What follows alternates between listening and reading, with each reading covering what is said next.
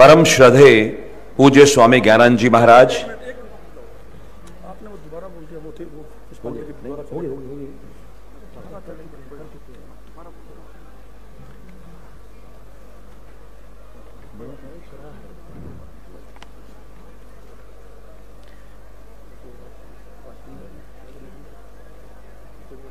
पवित्र ग्रंथ गीता को पुष्पांजलि।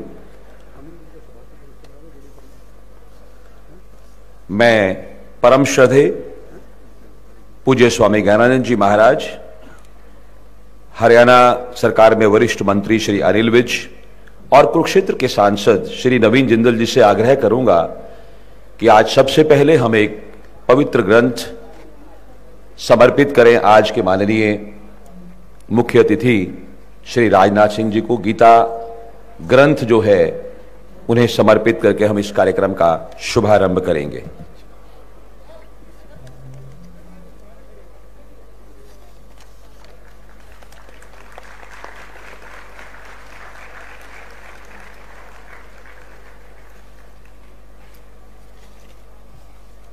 धन्यवाद। और अब हम अपने अतिथियों का विधिवत रूप से स्वागत करेंगे। मैं कुरुक्षेत्र विश्वविद्यालय के माननीय कुलपति प्रोफेसर सोमनाथ सचदेवा जी और अंतर्राष्ट्रीय गीता मेला प्राधिकरण के सदस्य श्री प्रीतम जी से अनुरोध करूंगा कि वो एक स्मृति चिन्ह, एक पुष्पगुच्छ और एक शॉल से हमारे बीच में उपस्थित आज के कार्यक्रम के माननीय मुख्य अतिथि रक्षा मंत्री भारत सरकार श्री राजनाथ सिंह जी का अभिनंदन स्वागत करें। श्री प्रीतम सिंह जी से मेरा अनुरोध, आप भी इन्हें स्मृति चिन्ह। इसके पश्चात मेरा अनुरोध श्री पंकज सेतिया जी एवं श्री अशोक रोशा जी से। पंकज सेतिया जी जो सचिव हैं कुरुक्षेत्र विकास बोर्ड में, और श्री अशोक रोशा जी, सौरभ चौधरी जी से मेरा अनुरोध कि आप मंच पर आएं और गीता मनीषी स्वामी ज्ञानानंद जी महाराज को एक पुष्पगुच्छ स्मृति चिन्ह देकर उनको सम्मानित करें। मेरा अनुरोध श्री पंकज सेतिया जी, सचिव कुरुक्षेत्र विकास बोर्ड, एवं श्री सौरभ चौधरी, सदस्य अंतर्राष्ट्रीय गीता मेला प्राधिकरण, आपसे अनुरोध। मेरा अनुरोध श्री सुभाष सुधा जी और श्री डीडी शर्मा जी से आप भी मंच पर आए और हमारे बीच उपस्थित श्री अनिल विज जी जो हमारे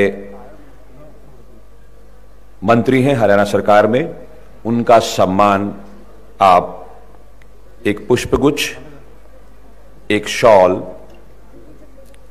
और एक स्मृति चिन्ह से करें। मेरा अनुरोध हरियाणा सरकार के पूर्व मंत्री श्री सुभाष सुधा जी से और श्री डीडी शर्मा जी से कि आप मंच पर अग्रसर होकर हमारे बीच उपस्थित हरियाणा सरकार के वरिष्ठ मंत्री श्री अनिल विज जी का स्वागत करें। इसके पश्चात मेरा अनुरोध श्री राजेश शांडिल्य और श्री अल्केश मौदगिल जी से, जो सदस्य हैं कुरुक्षेत्र विकास बोर्ड के, वो मंच पर आए और हमारे बीच उपस्थित हरियाणा सरकार में मंत्री श्री कृष्ण बेदी जी को पुष्पगुच्छ, स्मृति चिन्ह और एक शॉल देकर सम्मानित करें। इसके पश्चात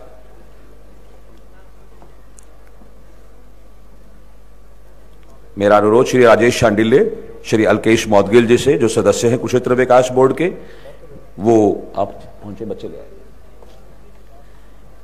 श्री कृष्ण बेदी जी जो मंत्री हैं हरियाणा सरकार में, उन्हें पुष्पगुच्छ और स्मृति चिन्ह देकर उनका सम्मान करें। इसके पश्चात मैं अनुरोध करूंगा श्री विजय नरूला जी और श्री जितेंद्र जी जो सम्मानित सदस्य हैं कि वो हमारे बीच उपस्थित माननीय सांसद कुरुक्षेत्र श्री नवीन जिंदल जी का अभिनंदन स्वागत करें।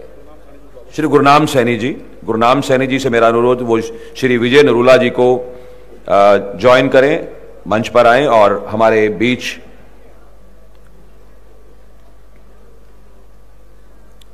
आए हुए हमारे अतिथि माननीय सांसद श्री नवीन जिंदल जी को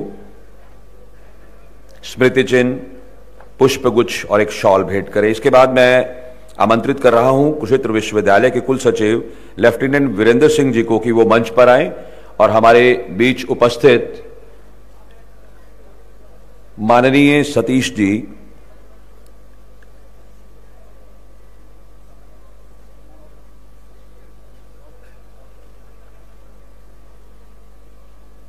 मेरा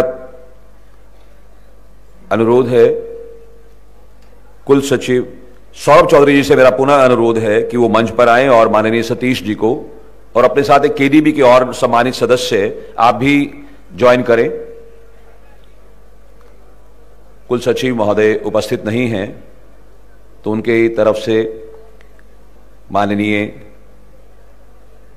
सदस्य कुरुक्षेत्र विकास बोर्ड हमारे बीच उपस्थित माननीय सतीश जी, उनको एक पुष्पगुच्छ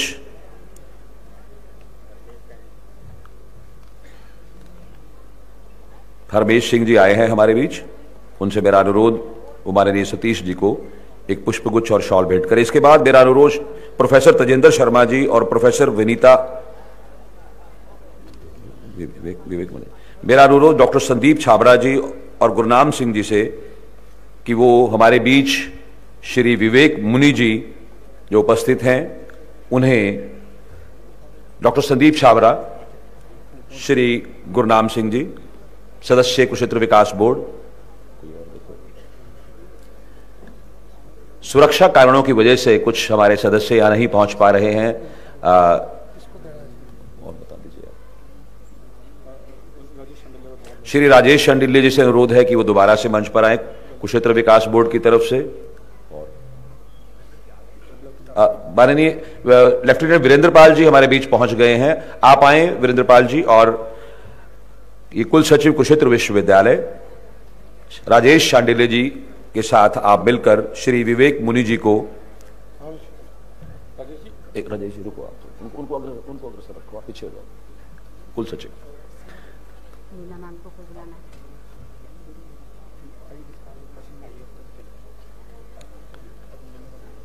इसके बाद किसको करना सम्मानित? सतपाल जी हैं। मेरा अनुरोध श्री सरदार अवनीत वड़ैच जी और श्री हरमेश सिंह जी कि वो भाई सतपाल जी को कैप्टन परमजीत सिंह जी से मेरा अनुरोध, कैप्टन परमजीत जी से मेरा अनुरोध और साथ में हरमेश सिंह जी, आप दोनों सदस्य कुरुक्षेत्र विकास बोर्ड स्वागत करने के लिए मंच पर पहुंचे। हमारे बीच आए हुए भाई सतपाल जी, मौलाना का जी को सुशील राणा जी और राकेश बेदी जी हैं। मेरा अनुरोध श्री पंकज सेतिया जी, सीईओ कुरुक्षेत्र विकास बोर्ड, आप मंच पर दोबारा से आपको मैं अनुरोध कर रहा हूं। रोशन बेदी जी नहीं है। अल्केश मौदगिल जी से मेरा पुनः अनुरोध, आप आए और हमारे बीच पहुंचे मौलाना काकोब जी, जो हमारे बीच महान विभूति के रूप में आज हमारे इस मंच पर शोभनीय हैं। आप उनको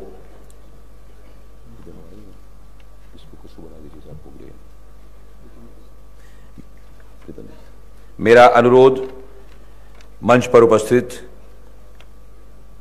अंतर्राष्ट्रीय गीता मेला प्राधिकरण के माननीय सदस्य श्री प्रीतम सिंह जी से और श्री उपेंद्र सिंघल जी से कि आप कुरुक्षेत्र विश्वविद्यालय के माननीय कुलपति जी को एक पुष्पगुच्छ भेंट कर उनका भी अभिनंदन करें। श्री प्रीतम जी और श्री उपेंद्र सिंघल जी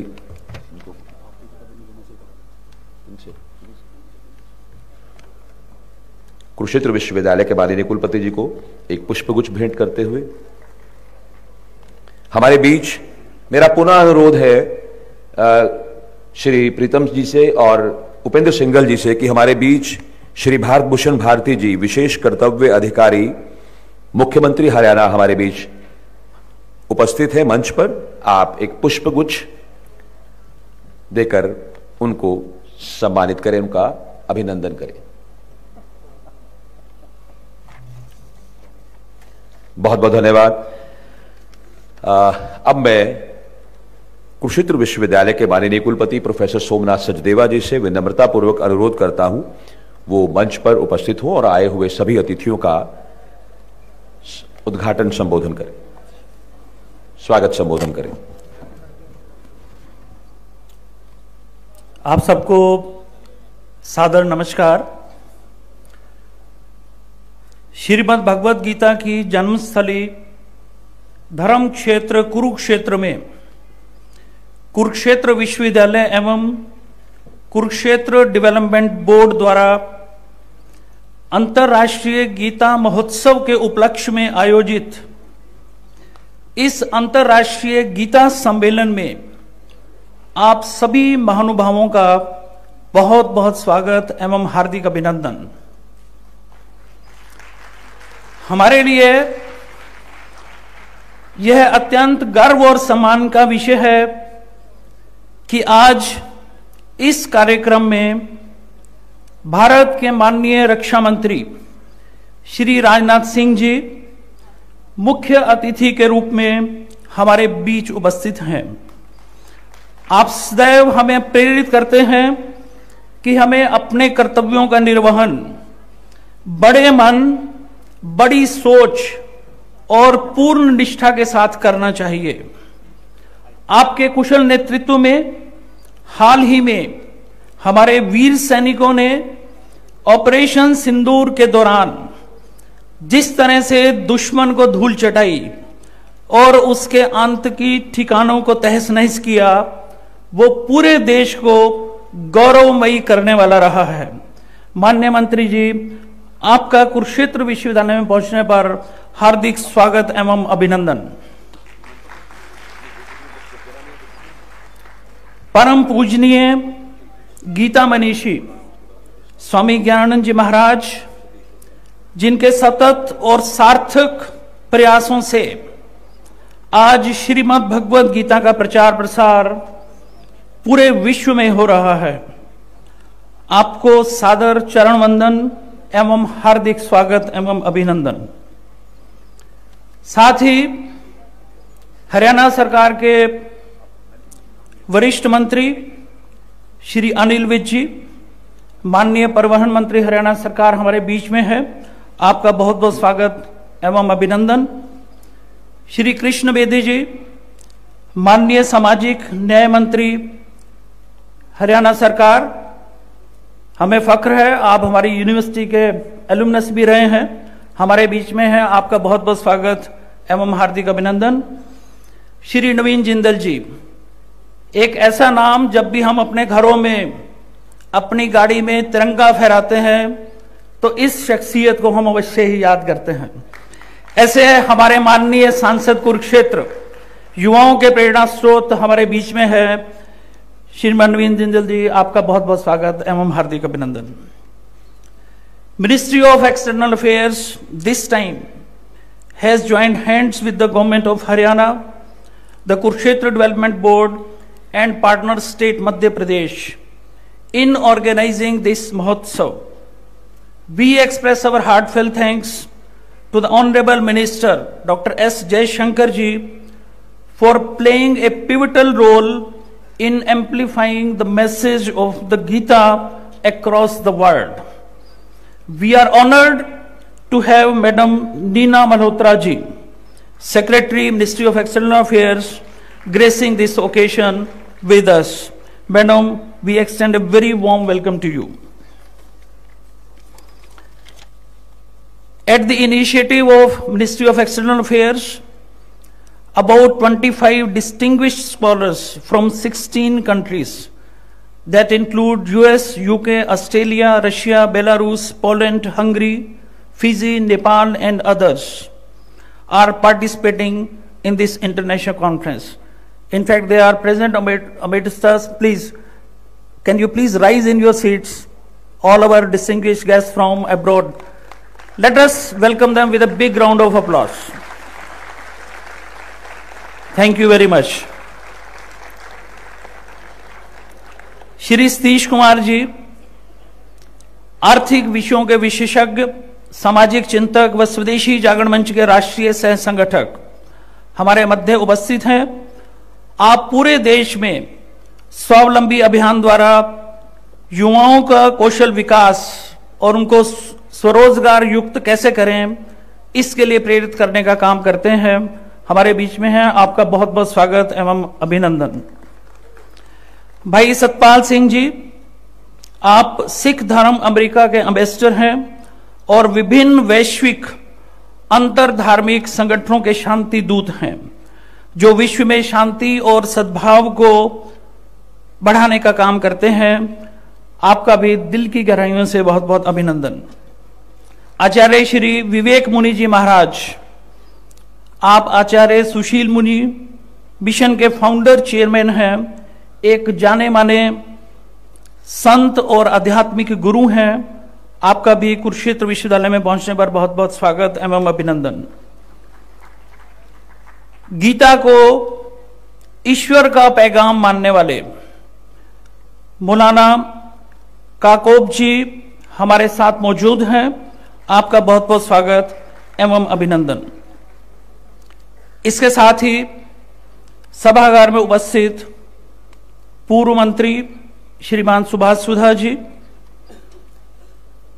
OSD to CM Shri Bharat Bhushan Bharati ji, KDB के CEO श्री पंकज सेतिया जी, मानद सचिव श्री उपेंद्र सिंघल जी, हरियाणा सरकार के सभी सम्मानित अधिकारीगण, KDB के सभी सदस्यगण, सभी अतिथिगण, कुरुक्षेत्र यूनिवर्सिटी के रजिस्ट्रार डॉक्टर वीरेंद्र पॉल, इस कॉन्फ्रेंस के डायरेक्टर डॉक्टर तेजिंदर शर्मा, सभी फैकल्टी मेंबर्स, स्टाफ मेंबर्स, देश विदेश से आए सभी डिस्टिंग्विश्ड डेलीगेट्स। मैं बताना चाहूंगा, इस समय हमारे पास हॉल के अंदर IIT मंडी के डायरेक्टर प्रोफेसर लखमिंदर बेहरा जी उपस्थित हैं। NIT कुरुक्षेत्र के director professor BV Ramanna Reddy ji हैं। PEC टेक्नोलॉजी यूनिवर्सिटी के former director doctor Baldev Setia ji यहां उपस्थित हैं। इसी तरह और भी बहुत से गणमान्य हमारे अतिथिगण हमारे साथ मौजूद हैं। इनके साथ ही सभी मीडिया बंधुओं एवं प्यारे विद्यार्थियों, आप सबकी गरिमामय उपस्थिति हमारे लिए बहुत ही उत्साहवर्धक है।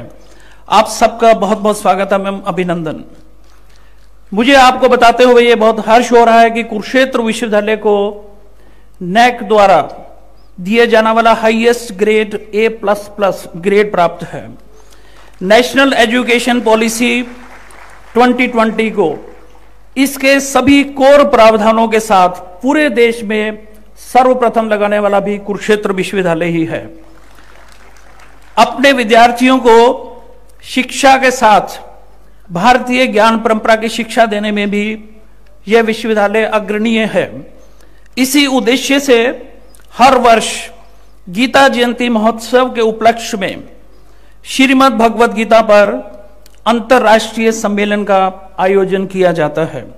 अब की बार इस सम्मेलन का विषय है श्रीमद् भगवद गीतोक्त स्वधर्म, कर्तव्य निष्ठा, शांति, सद्भावना एवं स्वदेशी की प्रेरणा। श्रीमद् भगवद गीता में स्वधर्म, कर्तव्य निष्ठा, शांति, सद्भाव और स्वदेशी भाव का मूल आधार लोक संग्रह को बताया गया है, अर्थात समाज और राष्ट्र कल्याण हेतु अपने कर्तव्य कर्मों को करना। गीता का संदेश है कि निस्वार्थ कर्म और स्वधर्म का पालन ही वास्तविक शांति और समरसता का मार्ग है। इस सम्मेलन में विभिन्न देशों के विद्वानों के साथ हमारे देश के चिंतक अगले 3 दिन तक 13 सत्रों में और 5 प्लेनरी सेशंस के माध्यम से इस अत्यंत महत्वपूर्ण विषय पर गहन मंथन करेंगे। मुझे पूर्ण विश्वास है कि यह सम्मेलन न केवल सार्थक होगा बल्कि भविष्य के विचार विमर्श के लिए भी नई दिशाएं प्रदान करेगा। अंत में मैं पुनः आप सभी महानुभावों एवं अतिथियों का हृदय से स्वागत एवं अभिनंदन करता हूं। जय हिंद, जय भारत। बहुत बहुत धन्यवाद। और अब मैं हमारे इस सम्मेलन की प्रस्तावना के लिए हमारे बीच उपस्थित माननीय सतीश जी से अनुरोध करूंगा कि वो आप मंच पर आएं और आज के इस सम्मेलन की प्रस्तावना प्रस्तुत करें। माननीय सतीश जी। बहुत बहुत धन्यवाद। बहुत ही सम्माननीय गीता मनीषी स्वामी ज्ञानानंद जी महाराज, हमारे देश के रक्षा मंत्री जिन्होंने सफलतापूर्वक अभी ऑपरेशन सिंदूर में देश का शौर्य प्रकट करवाया है, ऐसे श्री राजनाथ सिंह जी और बाकी सम्माननीय हमारे मंत्रीगण, हमारे सांसद, हमारी विदेश सचिव और अन्य हमारे जो अभ्यागत आए हुए हैं, सबके नाम नहीं दोहराता हूं, अभी प्रोफेसर सोमनाथ जी ने नाम दोहराए हैं। आज हम 10वें इस गीता महोत्सव के अंतर्राष्ट्रीय सम्मेलन में उपस्थित हैं और इसमें देश विदेश से आए हुए और यहां से भी हर बार आ रहे प्रतिनिधियों का बहुत बहुत अभिनंदन, बहुत बहुत स्वागत। श्रीमद् भगवत गीता का इस प्रस्तावना में जो विषय दिया है सामने ही वहां पर लिखा है, स्वधर्म, कर्तव्य निष्ठा, शांति, सद्भावना एवं स्वदेशी की प्रेरणा। ये जो स्वदेशी की प्रेरणा, कर्तव्य निष्ठा, शांति, इसके सूत्र गीता में मिलते हैं, उससे पहले भी हैं। गीता, श्रीमद् भगवत गीता के 3 अध्याय का 35वां श्लोक का उत्तरार्ध है, स्वधर्मे निधनम श्रेया पर धर्मो भयावह। अपने धर्म में, अपने कर्तव्य में यह जीना श्रेयस्कर है, इसमें निधन होना श्रेयस्कर है, पर धर्म में जीना भी भयावह है, विनाश का कारण है।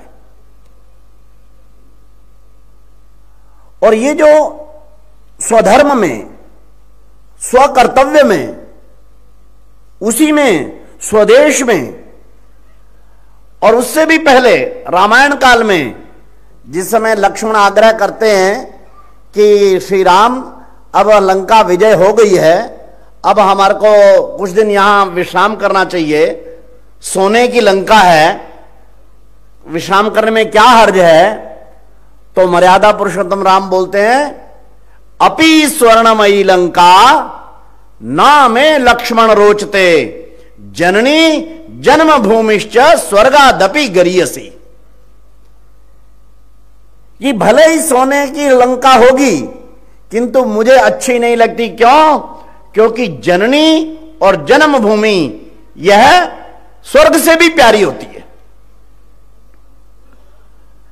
स्व में जीना, स्व के बोध में जीना, यह उत्तम है। यह गीता का संदेश है, जिसको प्रचलित शब्द में स्वदेशी बोलते हैं। सामान्य उसमें आता है, शायद क्रय विक्रय से है कि स्वदेश में, अपने देश में बनी हुई चीजें खरीदना, विदेश में बनी हुई चीजें नहीं खरीदना, एक सामान्य अर्थ में लेते हैं। लेकिन स्वदेशी का व्यापक अर्थ है स्वभाषा, स्वभूषा, स्वधर्म, स्वकर्तव्य, स्वबोध। आपको स्थिर कौन करता है? जब आप स्व में स्थिर होते हैं। इसलिए स्वस्थ के लिए शब्द भी है स्वस्थ।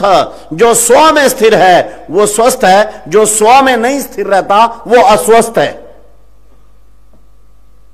इसलिए भारत को स्व में स्थिर रहना है, स्वस्थ रहना है, तो स्वदेशी में आना है।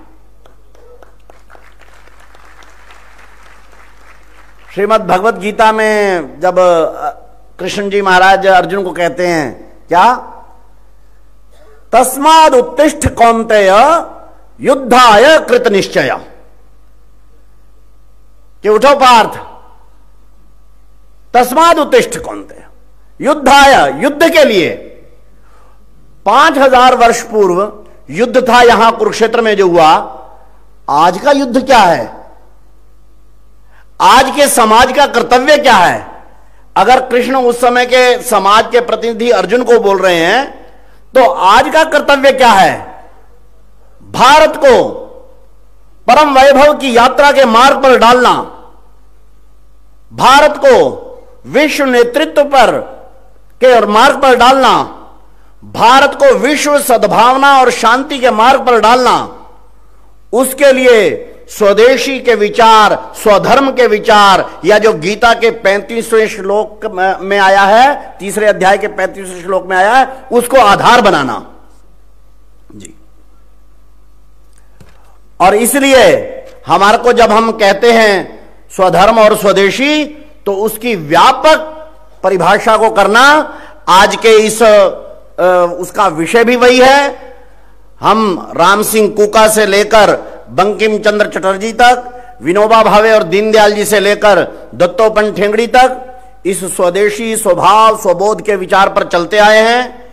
इसको आज के उसमें बढ़ाना, इसलिए हमने इस बार की जो ये जो गीता का अपना ये जो अंतर्राष्ट्रीय सम्मेलन है, उसका मूल विषय भी रखा है। यही गीता का उपदेश भी है, और उसमें गीता क्या संदेश दे सकती है, इसको अगले 3 दिन हम समझेंगे। इसी कर्तव्य निष्ठा, शांति, सद्भावना और स्वदेशी की प्रेरणा पर समाज कैसे अग्रसर हो, अगले इन 3 दिनों में हम इस पर चिंतन करें। आप लोगों को बहुत बहुत शुभकामनाएं, बहुत बहुत अभिनंदन। धन्यवाद माननीय सतीश जी। और अब मैं हिंदी में बुला रहा हूं एक ऐसे विदेशी विद्वान को जो हमारे बीच ऑस्ट्रेलिया से पहुंचे हैं, और मैं हिंदी में ही बुला रहा हूं। मार्क एलन से मेरा अनुरोध है कि वो मंच पर आए और अपनी यहां पर आने का जो उनका उद्देश्य है उसके साथ अपनी वक्तव्य, अपनी प्रस्तुति करें। मार्क एलन जो ऑस्ट्रेलिया से आए हैं for 2 minutes. I hope you understand Hindi. You please come on the dais this way. हमारे बीच जो विद्वान हैं वो सभी गीता को मानने वाले हैं, गीता पर शोध करते हैं, तो ऑस्ट्रेलिया से आए हैं। मैं इनको आमंत्रित करता हूं। Just for 2 minutes you please express your views. Thank you. Thank you very much. And I speak on behalf of the foreign guests. As you've heard, we're 25, something like that, from many different countries. We would like to thank the Ministry of External Affairs, one, for inviting us and for supporting our visit here. We're honoured and delighted to be here. I myself have been to many parts of India, but I've never been to Kurukshetra, so it's a great delight. And it will be very interesting to participate in the lectures further on in the day, and to meet and talk to other members. So thank you very much for inviting us. Thank you. Thank you very much, Mark Allen sir. Now, और अब मैं आमंत्रित कर रहा हूं हमारे बीच मंच पर उपस्थित संत मौलाना काकूब जी। आप आए और संक्षिप्त में, तो समय सीमा को ध्यान में रखते हुए अपने वक्तव्य को संक्षिप्त में मौलाना काकूब जी। नमस्कार, आदाब। औज़ु बिल्लाहि मिनश शैतानिर रजीम, बिस्मिल्लाहिर रहमानिर रहीम। मैंने कुरान मजीद का एक श्लोक आपकी खिदमत में पेश किया है। मंच पर तशरीफ़ फरमा हमारे भारत की शान आली जनाब मोहतरम राजनाथ सिंह जी, और पूरी दुनिया में गीता मनीषी के नाम से जाने जाते हैं, पहचाने जाते हैं हमारे प्रभु स्वामी ज्ञानंद जी महाराज, और बाकी जितनी शख्सियतें बैठी हुई नाम लूँगा तो टाइम ज़्यादा हो जाएगा, वक्त कम है, कहना बहुत कुछ था, लेकिन इस वक्त लंबी चौड़ी तकरीर की कोई गुंजाइश नहीं है। हम यहाँ जितने लोग इस हाल में बैठे हुए हैं, सब श्रीमद् भगवद गीता को अपने जहन में, अपने दिमाग में बसा के आए हैं कि श्रीमद् भगवद गीता एक ईश्वर का रूहानी कलाम और पैगाम है। ये हमारा ईमान है, ये हमारी आस्था है, और इस पर हमें काम करना है। यहाँ जमा होने का मकसद ये है कि यहाँ से कुछ लेके जाएं, और जहाँ जहाँ जाएं फिर उस ईश्वर के कलाम को, ईश्वर के पैगाम को, नगमे इलाही को, किताब इलाही को, उसके अहकामात को, ज़िंदगी के तरीक़े को, अपने सलीक़े को एक दूसरे तक पहुँचाएँ, ताकि हमारा भारत भी मजबूत हो, इंसानियत भी मजबूत हो, और श्रीमद् भगवद गीता का ज्ञान भी एक दूसरे तक चला जाए। क्यों? इसलिए कि ये किसी बंदे की किताब नहीं है, किसी प्रोफेसर की किताब नहीं है, किसी आम इंसान का पैगाम नहीं है, किसी टीचर का लिखा हुआ पैगाम हमारे दरमियान नहीं है, बल्कि उसकी तरफ से जो पैगाम आया है वह हमारे दरमियान है। इसी के सिलसिले में आज ये 10 साल के बाद 10 प्रोग्राम मुकम्मल हो रहे हैं। 2016 में भी मैं आया था, स्पीच दी थी, मगर बस मैं अपनी बात को तमाम कर रहा हूं। स्वामी ज्ञानंद जी महाराज ने एक बहुत अच्छी पहल की है, जिसके लिए हम इस बोर्ड को भी मुबारकबाद देते हैं, इस यूनिवर्सिटी को मुबारकबाद देते हैं, इस प्रदेश को भी मुबारकबाद देते हैं कि 2016 में जो स्पीच मैंने स्वामी जी यहां से की थी वो उसी वक्त पूरी दुनिया में शाये हो गई थी, चली गई थी। लोगों ने बहुत सवाल किए, बहुत बातें हुई कि ये गीता क्या है, गीता किसे कहते हैं। तो अभी जमाने को यह नहीं पता था गीता वो है कि जो जमाने को चलाती है, गीता वो है जो इंसानियत को चलाती है, गीता वो है जो मुल्कों को चलाती है। हमारे भारत के मुल्क के अंदर गीता नहीं रह सकती है, इसलिए कि जब मुल्क नहीं थे तब भी गीता थी, जब ये सरहदें नहीं थी तब भी गीता थी, जब मॉनेस्टरियां नहीं थी तब भी गीता थी, जब हम नहीं थे तब भी गीता थी, जब हम ना रहेंगे तब भी गीता होगी। इसलिए कि इसकी हिफाजत के लिए परवरदिगार आलम ने, खुदा ने, मालिक ने, खालिक ने, कायनात ने ऐसी शख्सियत को भेजा था जिसे हम भगवान श्री कृष्ण कहते हैं, और उनके साथ श्री अर्जुन जी को मुअय्यन किया था। मैंने अपनी बात को तमाम किया। 1 दिसंबर 11 बजे पहला श्लोक श्रीमद् भगवद गीता का, 1 दिसंबर 11 बजे पहला श्लोक, पहला अध्याय, 9वां अध्याय 22वां श्लोक, 18वां अध्याय 78वां श्लोक। इन तीनों श्लोकों को, तीनों अध्याय से, भगवद गीता से अगर उस दिन आप तिलावत करके, पाठ करके अपनी जिंदगी में उतार लेंगे तो आपको पता चल जाएगा कि इस श्रीमद् भगवद गीता की ताकत क्या है और श्री कृष्ण जी और अर्जुन जी की शान क्या होती है।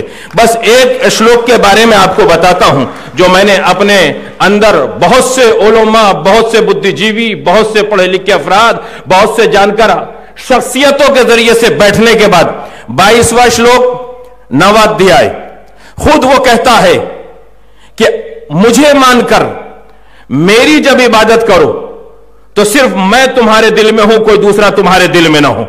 लेकिन जब तुम मेरी पूजा करोगे, मेरी इबादत करोगे, तो मेरी जिम्मेदारी है कि मैं तुम्हें इतना दूंगा कि दुनिया अगर छीनना भी चाहेगी तो नहीं छीन सकती है।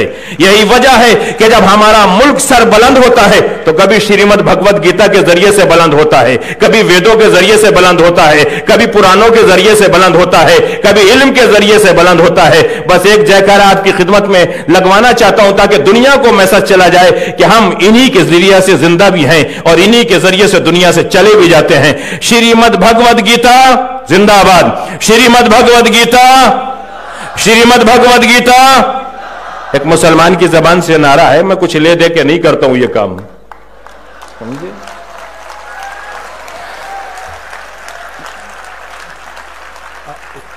वक्फ संशोधन बिल के ऊपर पूरे हिंदुस्तान में दुनिया को मालूम है कि मैंने सबसे ज्यादा ताकत के साथ उस वक्फ संशोधन बिल के लिए आवाज उठाई जिसमें हमारी भारत माता की 9 लाख बीघा जमीन से ज्यादा अवैध कब्जे दूसरों के हैं।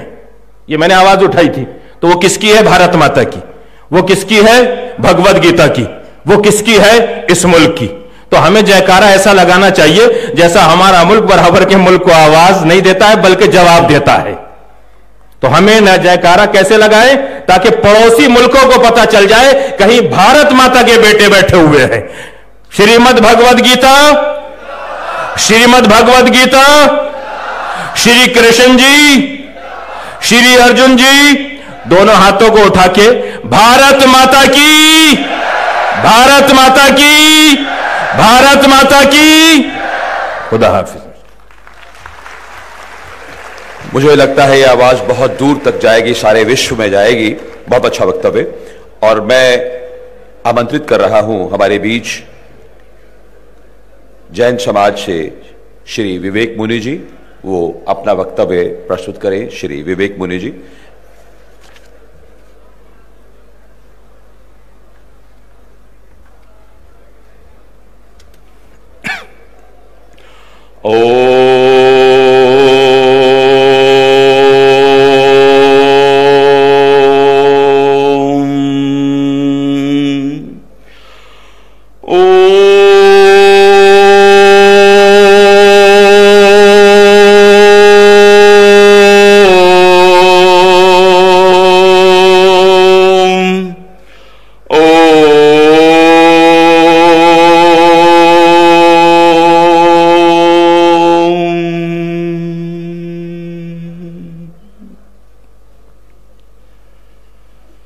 परम आदरणीय, परम श्रद्धेय, परम वंदनीय गीता ज्ञान को पूरे विश्व में प्रचारित और प्रसारित करने वाले परम पूज्य गीता मनीषी महामंडलेश्वर स्वामी ज्ञानानंद जी महाराज साहब, भारत सरकार के ऊर्जावान रक्षा मंत्री आदरणीय राजनाथ सिंह जी, मंच पर विराजित सभी धर्मों के धर्माचार्य और विशिष्ट अतिथि, उपस्थित भाइयों बहनों, गीता जयंती का यह पावन पर्व जो भगवान श्री कृष्ण ने गीता का अमर संदेश अर्जुन के माध्यम से पूरी मानवता को, पूरे विश्व को दिया, जिस प्रकार से अर्जुन विषाद में जाता है और अपने कर्म से, अपने धर्म से, अपने कर्तव्य से विमुख होना चाहता है, पलायन करना चाहता है, उससे, उस कर्तव्य से, उस धर्म से दूर भागना चाहता है, और जब वो अपने मन से हताश निराश हो जाता है, विषाद में चला जाता है,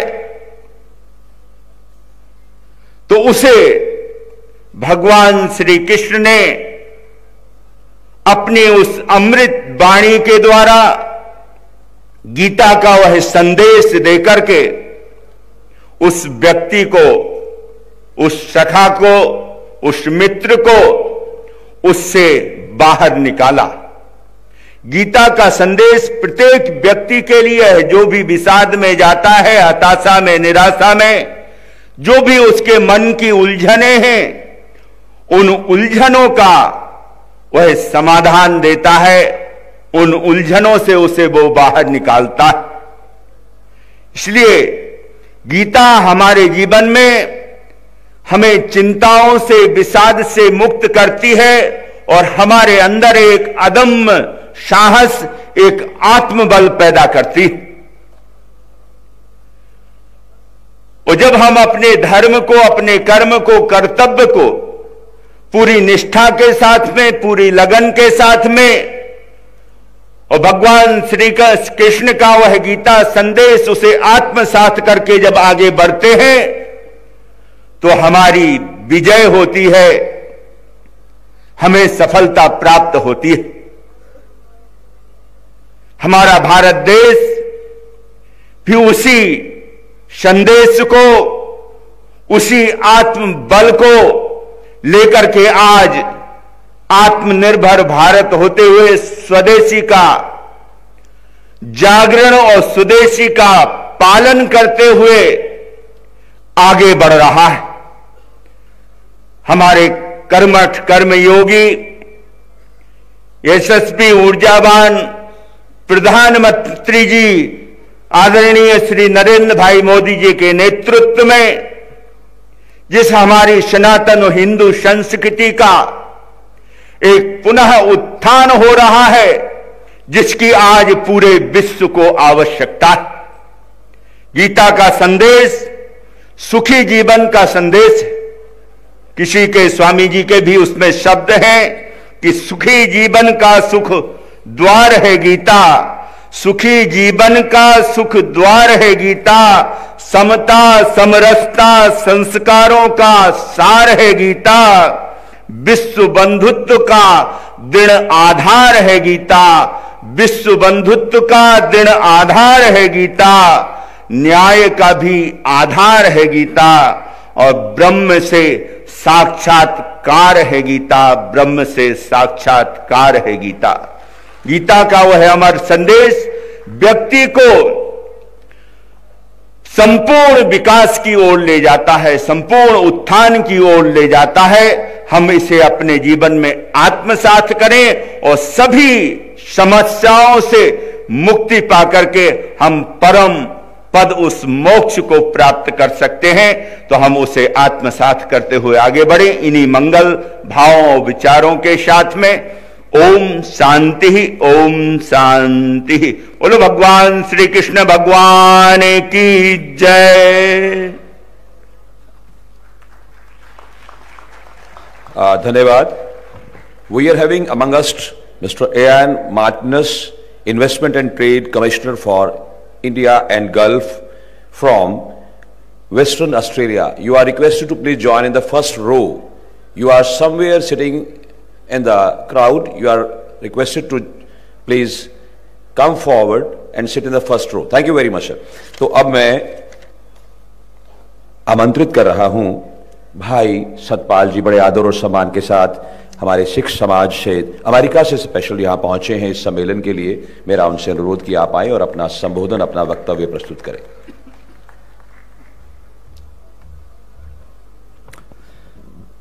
वाहेगुरु जी का खालसा, वाहेगुरु जी की फतेह। जय श्री कृष्ण।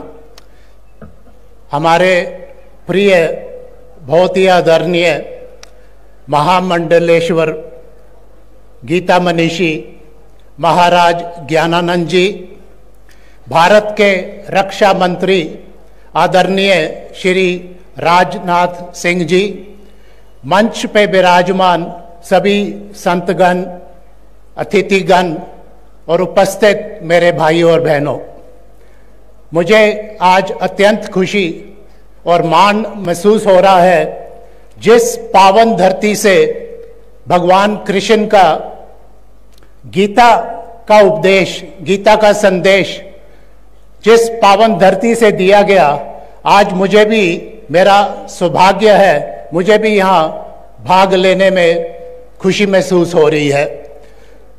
क्योंकि संक्षेप में बात करनी है तो मैं अपना संक्षेप में आपसे कुछ थॉट्स शेयर करना चाहता हूँ। जब गीता की रचना हो रही थी तो भगवान कृष्ण एक ही श्लोक में अर्जुना को कह सकते थे, भाई मेरा तुम्हारे ये संदेश है, युद्ध कर। 700 श्लोक लिखने की, बोलने की क्या जरूरत थी? क्योंकि भगवान कृष्ण ने समझा कि जो दुविधा है अर्जुना की, उसको दुविधा में डालने की जरूरत है। क्योंकि अगर वो नहीं डालते तो आज जो गीता का संदेश है, जो गीता का ज्ञान है, वो मानवता को नहीं मिलता। दूसरा कारण, जब अर्जुन दुविधा में थे तो दुविधा से अर्जुना को निकालने के लिए जो ज्ञान भगवान कृष्ण ने दिया, उससे जो दृढ़ता आती है, जो इंसान परेशानियों का सामना करे वो दृढ़ होता है। सो दूसरा ये कारण था। 574 श्लोक भगवान कृष्ण के हैं, 41 जो है संजय के हैं, 84 श्लोक अर्जुना के हैं और केवल एक श्लोक जिससे गीता शुरू होती है धृतराष्ट्र का। मैं समझता हूं ये 700 श्लोक जैसे 700 विटामिन है, एक भी श्लोक के साथ आप जुड़ जाइए तो आज हमारे जीवन में संतुष्टि आ सकती है। गीता जो है ये पूरे मानवता के समस्या का समाधान है। 18 अध्याय, 700 श्लोक, हर सब्जेक्ट, हर विषय के ऊपर आपको गीता में जो भी आपकी समस्या है उसका समाधान आपको मिलेगा। जब कृष्ण ये उपदेश दे रहे थे अर्जुना को, तो मन में जो अर्जुना के जो दुविधा थी वो तो शंका दुविधा सारी क्लियर हुई, जो सारा कुछ उसको मालूम पड़ा। बट जो आज 5000 साल से ऊपर जितने प्राणी आज गीता का ज्ञान लेके अपनी जिंदगियां में संतुष्टि ला रहे हैं, ये आज गीता का महत्व है। बंधुओं, जो हिंदुस्तान की संसार को देन है वो लाखों करोड़ों डॉलर नहीं है, आईटी नहीं है, जो व्यापार है वो नहीं है। आज जो असल में जो देन है भारत की, पूरे मानवता को, पूरे संसार को, वो असल में गीता की है। गीता जो है सभी प्राणियों के लिए है, केवल सनातन धर्म या किसी एक जाति का नहीं है, पूरी मानवता, पूरी ह्यूमैनिटी के लिए है। Friends, today when we see around the world, there are religious conflicts in the world. Most of these conflicts are due to religion. That my religion is better than yours, my God is stronger than yours, and this debate keeps on going. But when we look at creation, we forget that all creation emanates from that one universal creator that we call God in various different names, in various different ways. But God is one and one universal God. ये हमारा गुरु ग्रंथ साहब जी का भी message है, एक ओंकार, जो God है वो एक है। गीता का जो संदेश है, हमारे यूएस में जो हमारी संस्था है, महाराज जी उससे जानू हैं, उनको मालूम है। हमारे पास बहुत इंटरनेशनल जो योग करते हैं, कुंडलिनी योग, उनमें से भी बहुत लोग गीता से जुड़े हैं। हम कोशिश करते हैं कि हम अपना जो भी उनको हम कोर्सेज पढ़ाते हैं, हमारी कॉलेज हैं, यूनिवर्सिटी हैं, हमारी संस्था में हम कोशिश करते हैं कि सभी धर्मों के बारे में सबको बताया जाए, क्योंकि जैसे हमारे गुरु नानक देव जी कह गए थे और गुरु गोविंद सिंह का भी ये फरमान है कि एक पिता एकच के हम बारक, एक ही ह्यूमैनिटी है। There is one God, one humanity, although we come from different backgrounds, we have different languages, we have different foods, we have different clothes, but after all we are all children of the same God. और यही message है गीता का भी। गीता को जब मैंने जो गीता का जितना अध्ययन किया है और जो मुझे मार्गदर्शन मिला है, मैं आपको अपने पर्सनल एक्सपीरियंस से बता सकता हूं कि जो गीता में लिखा है, अगर हम उससे जुड़ें, आज हमारे में संतुष्टि भी आएगी, हमारे में जो स्थिर अवस्था है वो भी आएगी। क्योंकि आज जो हमें गीता का जो मैसेज जो है, और इसको मुझे भी पर्ची आई है, मैं अपना एक आधे मिनट में ख़त्म करना चाहता हूँ।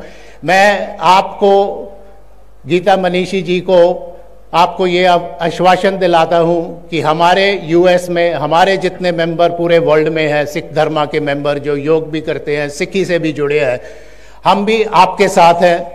जियो के माध्यम से जहाँ जहाँ पे भी गीता का संदेश, गीता का मैसेज पहुँचाना है, हम सब आपके साथ हैं। और आज जो गीता का सबसे बड़ा जो संदेश है वो है डी अटैचमेंट, मोह से प्यार नहीं करना। क्योंकि आज अगर हम देखें दुनिया में पदार्थों की तरफ हमारी दौड़ है, और वो पदार्थ जब मिल जाते हैं तो हमारी कामनाएं और पदार्थों की तरफ चली जाती है। तो जितने पदार्थ, जितना मोह अधिक होगा, उतने ही हमारे कष्ट भी अधिक होंगे। सो मैं बहुत आभारी हूँ, बहुत धन्यवाद करता हूँ अपने महाराज जी का, आप सबका, जिन्होंने मुझे भी यहाँ पे बुलाया। मेरा भी ये सौभाग्य है कि मुझे भी यहाँ से कृष्ण जी के गीता के बारे में कुछ लेके जाना है, कुछ सीख के जाना है। मैं तहे दिल से महाराज जी का, वाइस चांसलर जी का, इस यूनिवर्सिटी का और आप सबका अभिनंदन भी करता हूं और आप सबका धन्यवाद भी करता हूं। जय श्री कृष्णा। वाहिगुरु जी का खालसा, वाहिगुरु जी की फतेह। बहुत बहुत धन्यवाद। और इस अंतर्राष्ट्रीय गीता सम्मेलन के उपलक्ष्य में एक संयोजिका, एक स्मारिका और एक शोध पत्रिका भी निकाली गई है, जिसमें सभी जितने भी शोध हमें पत्र आए थे उनको संकलित किया गया है। तो मेरा अनुरोध है, स्मारिका की संयोजिका डॉक्टर खुशविंदर कौर और हमारे जो शोध पत्रिका उसके संपादक डॉक्टर दिनेश गुप्ता जी, आप मंच पर आए और आज उपस्थित सभी हमारे माननीय अतिथियों और मुख्य अतिथि जी के माध्यम से उस पुस्तक का और हमारी स्मारिका का आप यहाँ पर अनावरण जो है वो करवाएं। डॉक्टर दिनेश गुप्ता और प्रोफेसर खुशविंदर कौर, आप दोनों मंच पर उपस्थित हों फोटोग्राफ के लिए।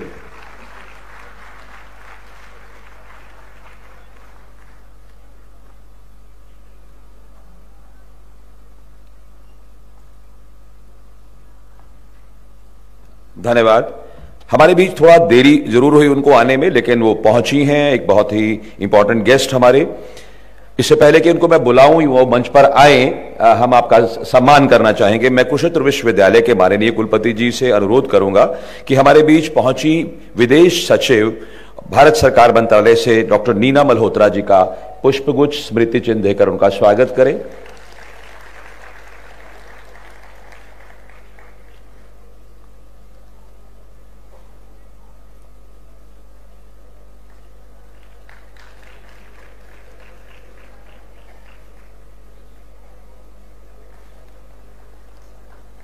धन्यवाद। और मैं डॉक्टर नीना मल्होत्रा जी जो secretary ministry of external affair है उनको आमंत्रित करता हूं कि वो मंच पर आए और अपना संबोधन प्रस्तुत करें। समय अवधि के लिए मैं आपको भी करबद्ध अनुरोध करता हूं, समय का ध्यान रखें। Thank you. धन्यवाद। Namaskar and warm greetings to all the respected dignitaries on the dais, esteemed scholars, and honored guests present here today. It's a moment of great pride and joy to be part of the 10th International Gita Mahotsav 2025, a celebration that brings together hearts and minds from across the globe in reference of the timeless vision of the Bhagavad Gita. This sacred scripture is not just a religious text, it's a universal guide to living with purpose, courage, and clarity. I would like to express heartfelt gratitude to the Government of Haryana and in particular Kurukshetra Development Board and all those associated with it for organization of this event, for taking this wonderful initiative of Gita Mahotsav organization annually for the past 10 years and involving MEA with it. This year, the involvement of the Ministry of External Affairs is very special. Today, I wish to especially highlight and applaud the extraordinary leadership and vision of our Minister of External Affairs, Dr. Jaishankar, in elevating this Mahotsav to a truly global platform. The MEA has not only supported but spearheaded the internationalization of this sacred event with unmatched dedication and scale.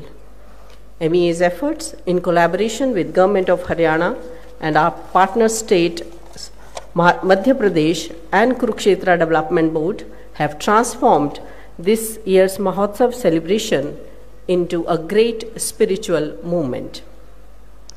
Owing to MEA's coordination with Indian missions across the world, we are honored to welcome 20 distinguished foreign scholars who bring rich and diverse perspectives to the teachings of Gita.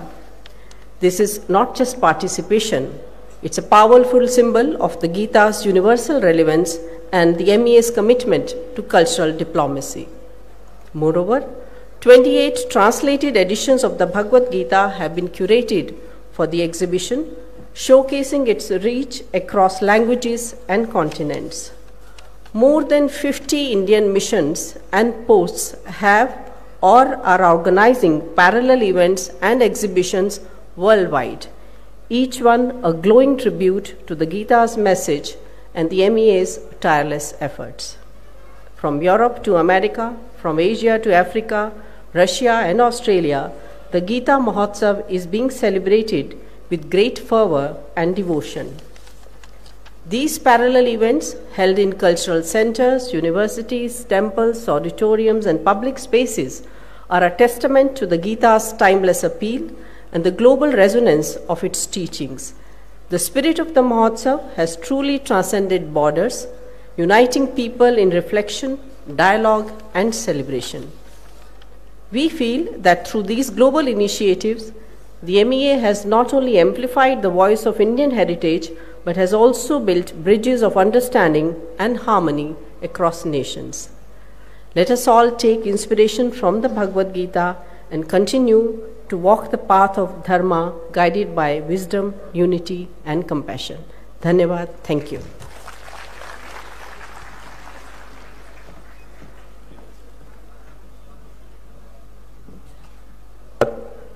हमारे बीच उपस्थित हैं मंच पर आज हरियाणा सरकार के वरिष्ठ मंत्री श्री अनिल विज जी। उससे पहले मैं आमंत्रित करूंगा श्री नवीन जिंदल जी। नवीन जिंदल जी से मेरा अनुरोध, हमारे माननीय सांसद, आप अपना वक्तव्य प्रस्तुत करें। धन्यवाद। सर्वप्रथम मैं कुरुक्षेत्र की पावन धरा पर श्रीमद् भगवत गीता को नमन करता हूं। इस अवसर पर विश्व के धर्म क्षेत्र और मेरे कर्म क्षेत्र कुरुक्षेत्र में हमारे यशस्वी रक्षा मंत्री श्री राजनाथ सिंह जी का कुरुक्षेत्र संसदीय क्षेत्र की जनता की ओर से मैं हार्दिक स्वागत करता हूं, अभिनंदन करता हूं।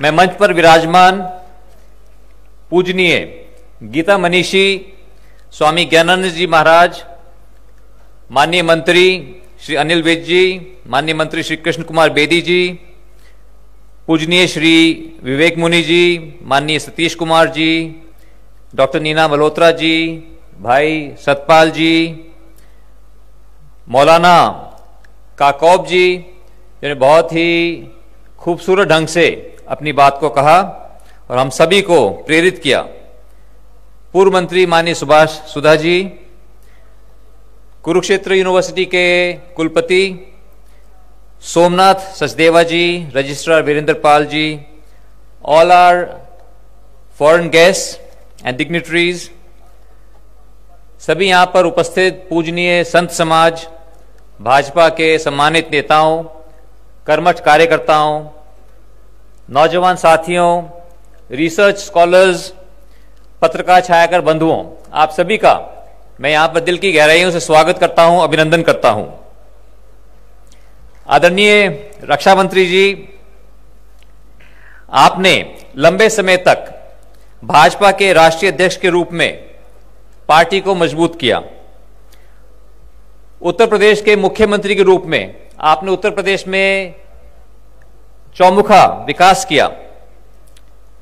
आपने केंद्रीय रक्षा मंत्री के रूप में देश की सैन्य व्यवस्था को मजबूत किया और आज हर नागरिक अपने आप को सुरक्षित महसूस करता है। आपने सेनाओं के आधुनिकीकरण पर बहुत ध्यान दिया, जिससे हमारे सैनिकों का मनोबल बढ़ा है।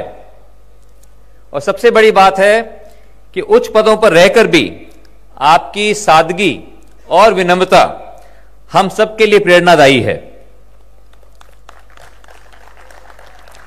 आज गीता सेमिनार में आपकी ओजस्वी वाणी से हम सभी के अंदर एक नई ऊर्जा का संचार होगा। मैं माननीय रक्षा मंत्री जी को बताना चाहता हूं कि हरियाणा के लोग भी आपको बहुत प्यार करते हैं। आज जिस पावन धरा पर गीता सेमिनार का आयोजन हो रहा है, यह वही धरा है जहां अर्जुन के अंतर्द्वंद को समाप्त कर भगवान श्री कृष्ण ने पूरे मानव समाज को दिशा दी। यह सेमिनार गीता के संदेश को विश्व भर में पहुंचाने का एक अत्यंत महत्वपूर्ण प्रयास है। भगवान श्री कृष्ण ने गीता में कर्म योग का संदेश दिया। संत समाज, विद्वानों और शोधकर्ताओं के इस संगम में 3 दिनों तक गीता के संदेश पर मंथन होगा। स्वामी विवेकानंद, आदि शंकराचार्य, दयानंद सरस्वती और हमारे माननीय प्रधानमंत्री नरेंद्र मोदी जी ने गीता को आत्मसात किया है। इस मंच से मैं युवाओं को आह्वान करता हूं कि गीता पढ़ें और समझें। गीता के संदेश से कर्तव्य के संकल्प को अपने जीवन में अपनाएं। आइए हम सब मिलकर गीता के संदेश को आत्मसात करें और विकसित भारत के अपने सपने को साकार करें। धन्यवाद। जय हिंद। धन्यवाद माननीय सांसद महोदय। और अब मैं हरियाणा सरकार में वरिष्ठ मंत्री श्री अनिल विज जी से आग्रह करूंगा कि वो भी इस अवसर पर अपना संबोधन जो है वो प्रस्तुत करें। माननीय मंत्री हरियाणा सरकार श्री अनिल विज जी।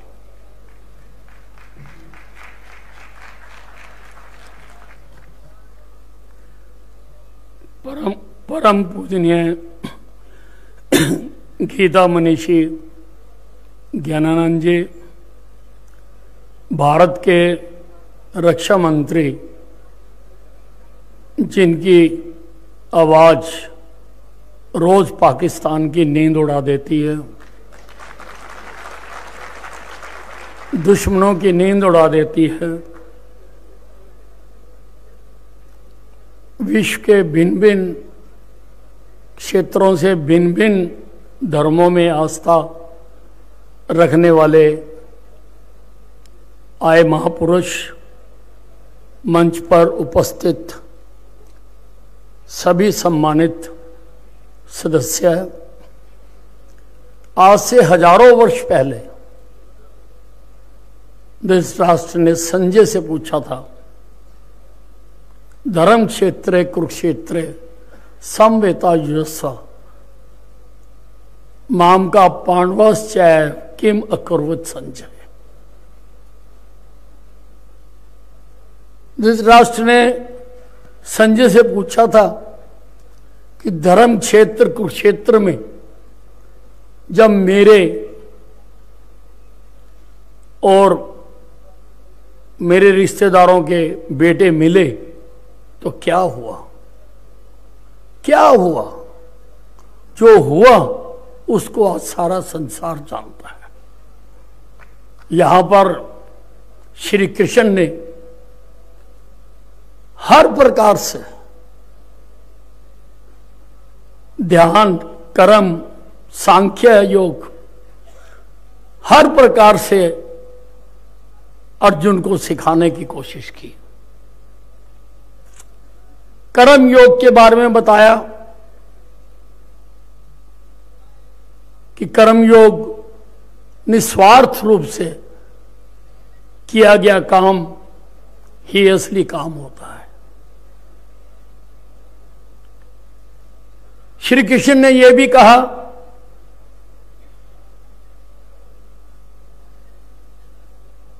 कि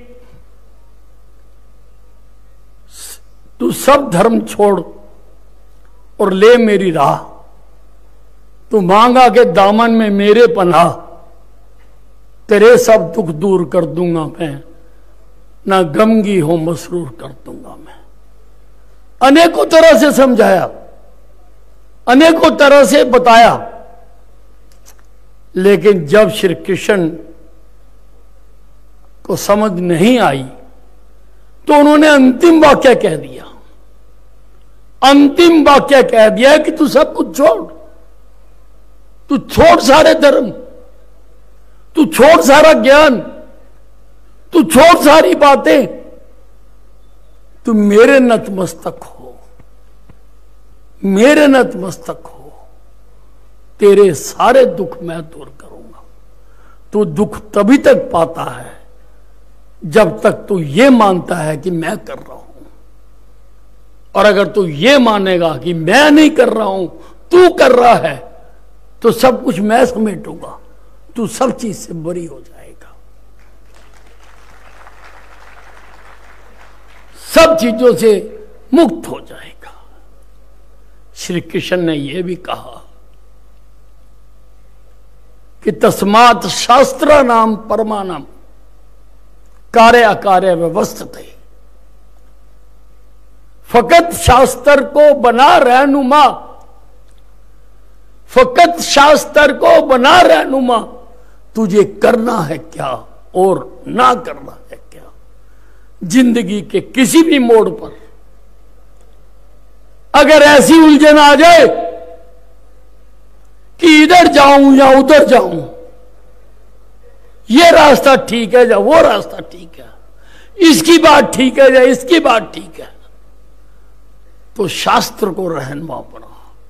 किस शास्त्र को रहनुमा बना? इस शास्त्र को रहनुमा बना जिसकी आज हमने पूजा की है, जो आज शास्त्र सबको भेंट किया गया। गीता को रहनुमा बना, गीता में तेरे हर प्रश्न का उत्तर दिया हुआ है। गीता में तुझे किस रास्ते में जाना है गीता में बताया गया है। आज बहुत मैं गीता मनीषी ज्ञानानंद जी ने ये जो गीता के प्रचार प्रसार के लिए सारे विश्व में इन्होंने अखंड ज्योति जलाई है, मुझे इनके साथ ऑस्ट्रेलिया जाने का भी अवसर प्राप्त हुआ। हर साल किसी न किसी देश में जाकर भी ये गीता ज्ञान को फैला रहे हैं, पहुंचा रहे हैं हर आदमी तक, ताकि हर आदमी इसको समझकर अपने जीवन को सफल कर ले। मैं सबका, जितने लोग यहाँ पर आए हैं, सबका आभार प्रकट करता हूं। धन्यवाद। धन्यवाद माननीय मंत्री जी। और हमारे बीच एक और अतिथि के रूप में हरियाणा सरकार में मंत्री श्री कृष्ण बेदी जी भी मंच पर उपस्थित हैं। मेरा आपसे विनम्रता पूर्वक अनुरोध, आप भी अपनी उपस्थिति जो है वो दर्ज करवाएं, लेकिन समय सीमा का थोड़ा सा ध्यान रखने के लिए आपके करबद्ध अनुरोध है।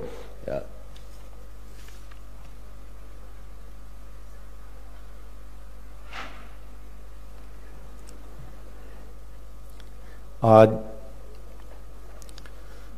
अंतर्राष्ट्रीय गीता जयंती महोत्सव के इस पावन पवित्र अवसर पर कुरुक्षेत्र विश्वविद्यालय कुरुक्षेत्र के इस प्रांगण में इस 3 दिवसीय जो गीता का एक सेमिनार कुरुक्षेत्र विश्वविद्यालय के सहयोग से और हम सब के पूजनीय आदरणीय गीता मनीषी स्वामी ज्ञानानंद जी महाराज की एक सोच और विचार को लेकर लगातार चल रहा है, उसमें मुख्य अतिथि के रूप में हम सब के बीच में हम सब के आदरणीय पूजनीय वंदनीय देश के माननीय रक्षा मंत्री राजनाथ सिंह जी आज यहाँ पर उपस्थित हैं। जोरदार करतल ध्वनि के साथ एक बार उन सभी का अभिनंदन और स्वागत। मैं स्वागत करता हूँ श्री विवेक मुनि जी महाराज का, माननीय सतीश जी का, श्री सतपाल जी का, आदरणीय मौलाना काकोब जी का, यहाँ पर उपस्थित मंच पर हमारे बहुत ही वरिष्ठ मंत्री आदरणीय भाई अनिल विज जी का, हमारे यहाँ के स्थानीय सांसद और बहुत बड़े समाज सेवी आदरणीय भाई नवीन जिंदल जी का, कुरुक्षेत्र विश्वविद्यालय के माननीय कुलपति सोमनाथ सचदेवा जी का और कुरुक्षेत्र विकास बोर्ड के सभी अधिकारियों का, सभी उपस्थित महानुभाव का, पत्रकार छायाकार बंधुओं का मैं तो केवल 1 सेकंड के लिए माने मुख्यमंत्री जी के बिहाफ पर आज आए हुए अतिथियों का अभिनंदन और स्वागत करने के लिए यहाँ पर खड़ा हुआ हूँ। और आप सभी हम सब का मार्गदर्शन करने के लिए अपना कीमती समय निकालकर सभी महानुभाव यहाँ पर पहुंचे हैं और हमारा आने वाली पीढ़ियों का आप मार्गदर्शन करेंगे। इसी के साथ आप सभी का अभिनंदन और स्वागत करते हुए पुनः मैं हरियाणा सरकार के लोकप्रिय मुख्यमंत्री नायब सिंह सैनी जी की ओर से आप सभी का आभार प्रकट करता हूं और अभिनंदन करता हूं।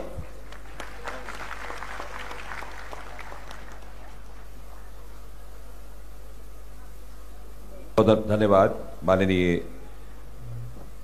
मंत्री जी। और अब मैं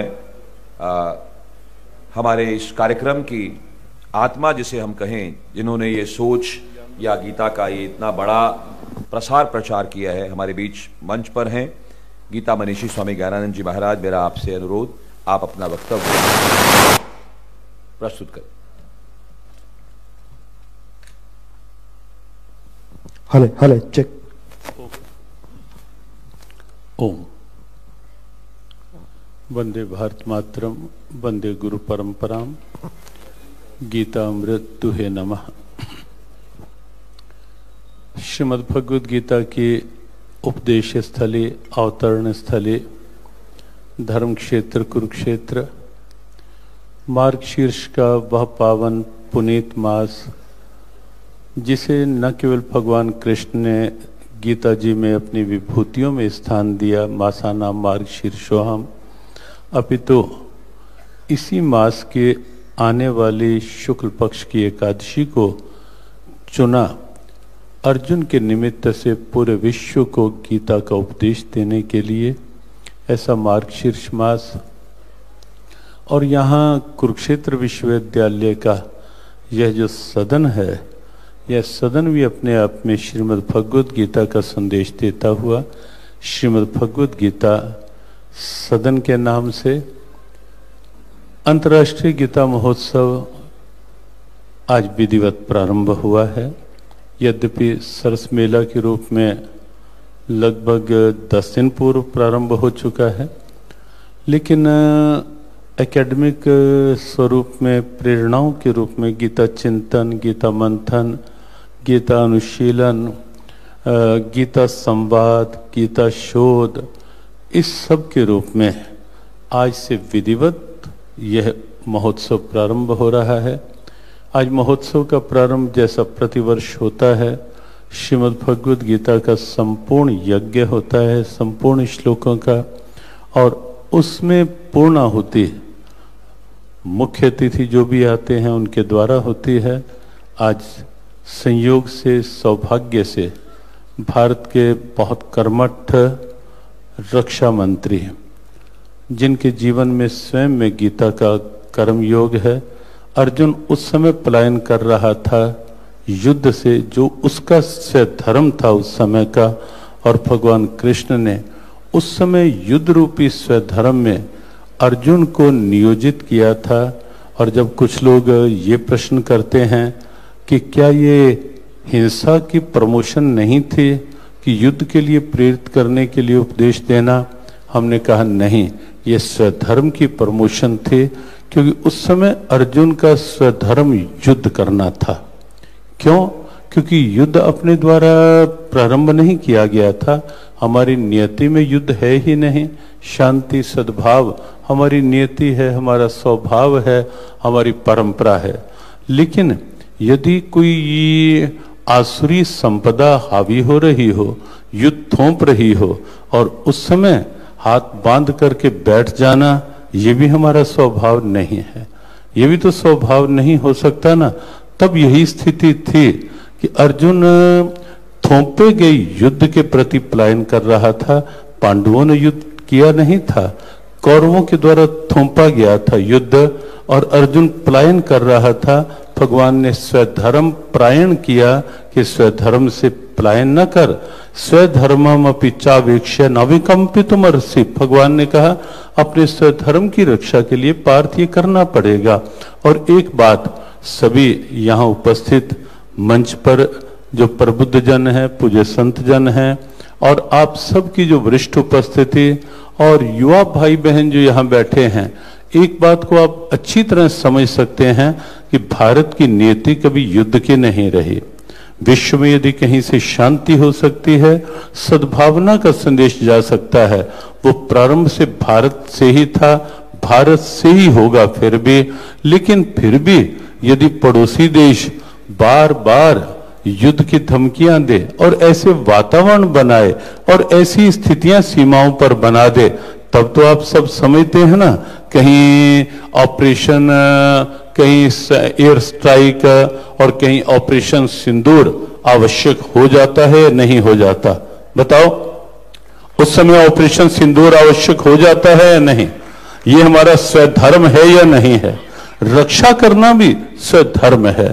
तो गीता का स्वधर्म और उसकी एक जो उसमें एक अहम भूमिका निभाने वाले, बहुत संकल्पित भूमिका निभाने वाले भारत के माननीय रक्षा मंत्री जी आज यहाँ उपस्थित हैं, राजनाथ सिंह जी, जो स्वयं गीता के अध्येता भी हैं और गीता की कर्मयोग का अनुसरण करके ही आगे बढ़ते हैं प्रारंभ से। आपको बता दें, 2016 में जब विधिवत प्रथम अंतर्राष्ट्रीय गीता महोत्सव हुआ था, 15 में गीता महोत्सव का एक प्रारंभ था, 16 में जब विधिवत प्रारंभ हुआ, तब उस गीता महोत्सव का समापन आपके द्वारा हुआ था। और हमें वो क्षण याद हैं कि जब ब्रह्म सरोवर पर आरती, संध्याकालीन आरती करते हुए आपकी आंखों में जब झांक कर देखा गया था और आपकी आंखों में एक भीगापन था अपनी भारतीय आस्था का, अपने सनातन सोच का और गीता की इस दिव्यता का, जो ब्रह्म सरोवर पर कहीं ना कहीं प्रकट आज अनुभव की जाती है। तो आज का उत्सव आपके द्वारा विधिवत प्रारंभ हुआ। बस केवल 1-1.5 मिनट में इतनी सी बात कह करके कि स्वधर्म जो है वो केवल मात्र मजहब की स्थिति नहीं है, रिलीजन की स्थिति नहीं। मौलाना काकोब जी ने जिस ढंग से अपनी बात को रखा, उदारता से रखा, धर्म उदारता का नाम है, धर्म खुलेपन का नाम है, और खुलापन भगवान ने मानव को ही तो दिया है, प्रकृति को दिया है। और अपने सभी वक्ताओं ने जिस ढंग से, विवेक मुनि जी ने, भाई सतपाल जी ने जो एक ये भी इसका गौरव है कि जब कार्यक्रम प्रारंभ होता है, गीता की गूंज इस रूप में यहां से निकलती है कि विश्व को लगे कि गीता किसी मजहब की नहीं, जाति की नहीं, वर्ग की नहीं, वर्ण की नहीं, ऊंच नीच की नहीं, गीता सबकी है। और इसीलिए ये आह्वान इस सेमिनार के रूप में सबका सबके लिए हो रहा है। गीता का प्रारंभ धर्म से होता है, गीता का अंतिम शब्द मम है, अर्थात गीता धर्म मम, मेरा धर्म क्या है ये सिखाती है। मैं मनुष्य हूं, मुझे मानव बनकर रहना है, ये मेरा धर्म है। और मानवता क्या है वो आपको गीता सिखाएगी। वहां मूल्य हैं, आदर्श हैं, वैल्यूज हैं, आइडियल्स हैं, मॉरल्स हैं गीता में। वो आप देखेंगे, वो आपको लगेगा ये है धर्म का वास्तविक स्वरूप, जो मनुष्य के अंदर के मानवता को प्रकट करते हैं। और गीता का स्वधर्म ये भी स्पष्ट करता है कि जो जहां हो, स्वधर्मे निधनम श्रेया, आदरणीय सतीश ने जो बात की कि अपने धर्म में रहो, तो यही तो गीता कहती है कि जहां हो वहां धर्म के तत्व रूप का पालन करके अच्छे बन करके रहो। और जब गीता के उस तत्व का सब पालन कर करेंगे तो आप सोचो कहां आतंक रहेगा, कहां दुर्भावनाएं रहेंगी, क्यों किसी दूसरे को मार करके स्वयं आगे बढ़ने की भावना रहेगी, क्यों कष्ट देकर सुख पाने की भावना रहेगी। तब तो यही होगा ना, सर्वभूत हिते रता, तब यही तो होगा ना को वैरी ना ही बेगाना, सकल संग हमको बनाए। तो ये धर्म है और गीता उसी स्वधर्म का मानवीय स्वरूप में भी और फिर कर्तव्य निष्ठा स्वदेशी हर रूप में गीता का स्वधर्म एक वैश्विक प्रेरणा है, व्यापक प्रेरणा है। और वस्तुतः सद्भावनाओं के लिए उसकी आज न केवल कुरुक्षेत्र, न केवल हरियाणा, अपितु पूरे विश्व के लिए आज यदि कोई शांति और सद्भाव का अग्रदूत बन सकता है वह भगवत गीता है।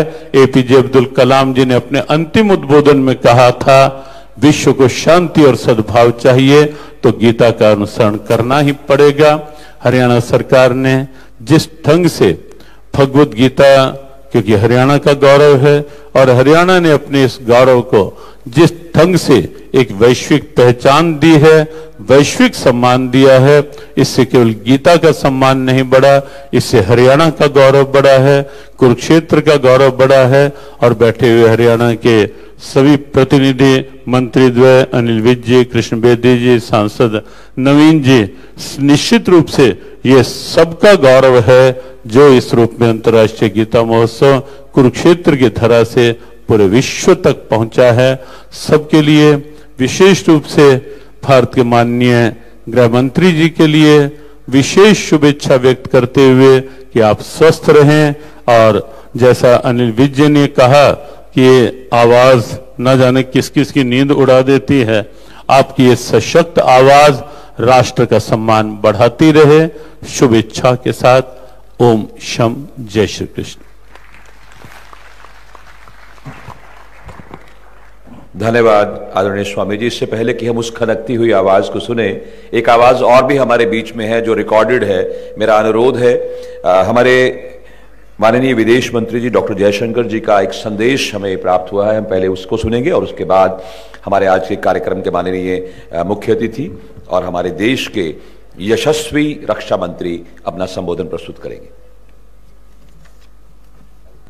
नमस्कार and a very warm welcome to distinguished dignitaries, esteemed scholars and honored guests.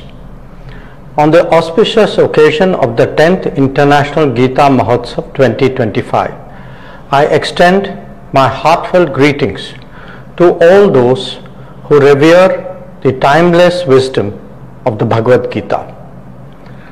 This sacred scripture transcends religious boundaries. It is a universal guide to righteous living, to inner strength and to spiritual clarity. Its teachings continue to illuminate minds across generations and geographies, offering guidance and imparting wisdom in a changing world. This year, the Ministry of External Affairs is associating with the Government of Haryana, the Kurukshetra Development Board, and our partner state Madhya Pradesh, and various other organizations to internationalize this Mahotsav. As the lead organization in this global endeavor, the ministry has played a pivotal role in amplifying the Gita's resonance across continents. In collaboration with missions abroad, the ministry has identified distinguished foreign scholars who will participate in the celebrations, bringing diverse perspectives to the spiritual dialogue. Over 25 translated editions of the Bhagavad Gita has been collected for exhibition, showcasing its reach across cultures and languages. More than 50 missions and posts are organizing parallel events and exhibitions worldwide, reaffirming the Gita's universal message and spiritual depth. Through exhibitions, discourses, and cultural programs, the ministry pays homage to Lord Krishna's eternal teachings and their transformative power. This global celebration is not merely a cultural gathering, it is a reaffirmation of shared values and a call to live with courage and compassion. By bringing together communities across borders, the ministry strives to embody the Gita spirit of harmony and resilience. May the teachings of the Gita continue to guide humanity towards a more peaceful, purposeful, and enlightened world. Dhanyavad. Thank you. और अब मैं अध्यक्षीय संबोधन के लिए माननीय रक्षा मंत्री जी से अनुरोध करूंगा कि वो आगे आए और अपना वक्तव्य प्रस्तुत करें। माननीय रक्षा मंत्री श्री राजनाथ सिंह जी।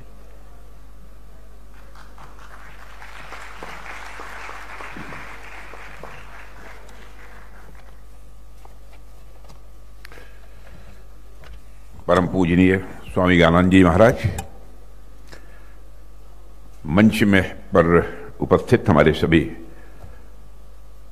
विभिन्न धर्मों की विभूतियां एवं हरियाणा सरकार के सभी सम्मानित मंत्रीगण, यहाँ के सांसद श्री नवीन जिंदल जी, मैं सभी का नाम नहीं लेता हूं, यहाँ के वाइस चांसलर प्रोफेसर सोमनाथ जी, और इस सभागार में मौजूद अन्य सभी सम्मानित देवियों व सज्जनों। सबसे पहले तो मैं पूज्य स्वामी ज्ञानानंद जी महाराज के प्रति आभार व्यक्त करना चाहता हूं कि उन्होंने आज के 10 वर्ष पहले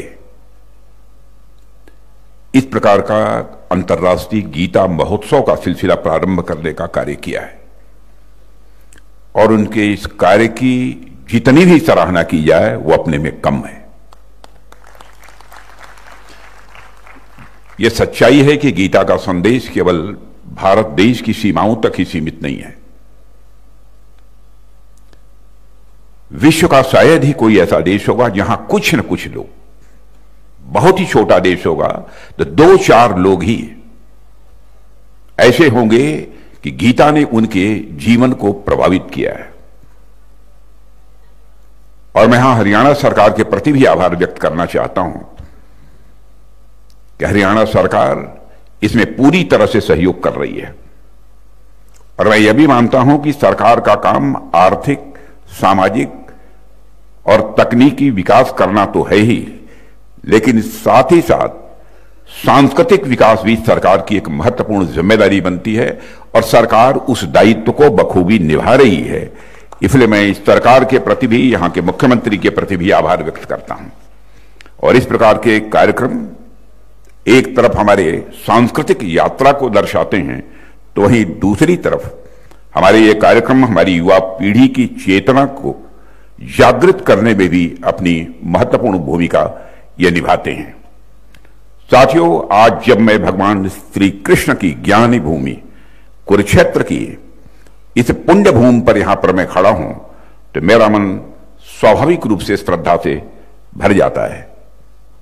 यदि हम अपने शास्त्रों के अनुसार देखें तो ये वही धरती है जहां 5000 से अधिक वर्ष पहले मार्गशीर्ष शुक्ल एकादशी की पावन तिथि पर समस्त मानवता के उत्थान के लिए यह दिव्य ज्ञान प्रकट हुआ था, जिसे हम श्रीमद् भागवत गीता के नाम से जानते हैं।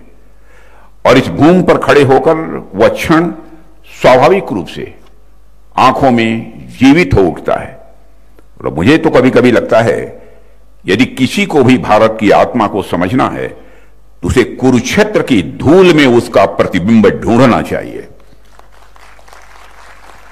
आप सोचिए कैसा होगा वह दृश्य जब अर्जुन हाथ जोड़े भगवान श्री कृष्ण के सामने खड़े होंगे और योगेश्वर श्री कृष्ण ने मुस्कुराकर गीता का यह संदेश उन्हें दिया होगा। कैसा अद्भुत दृश्य होगा।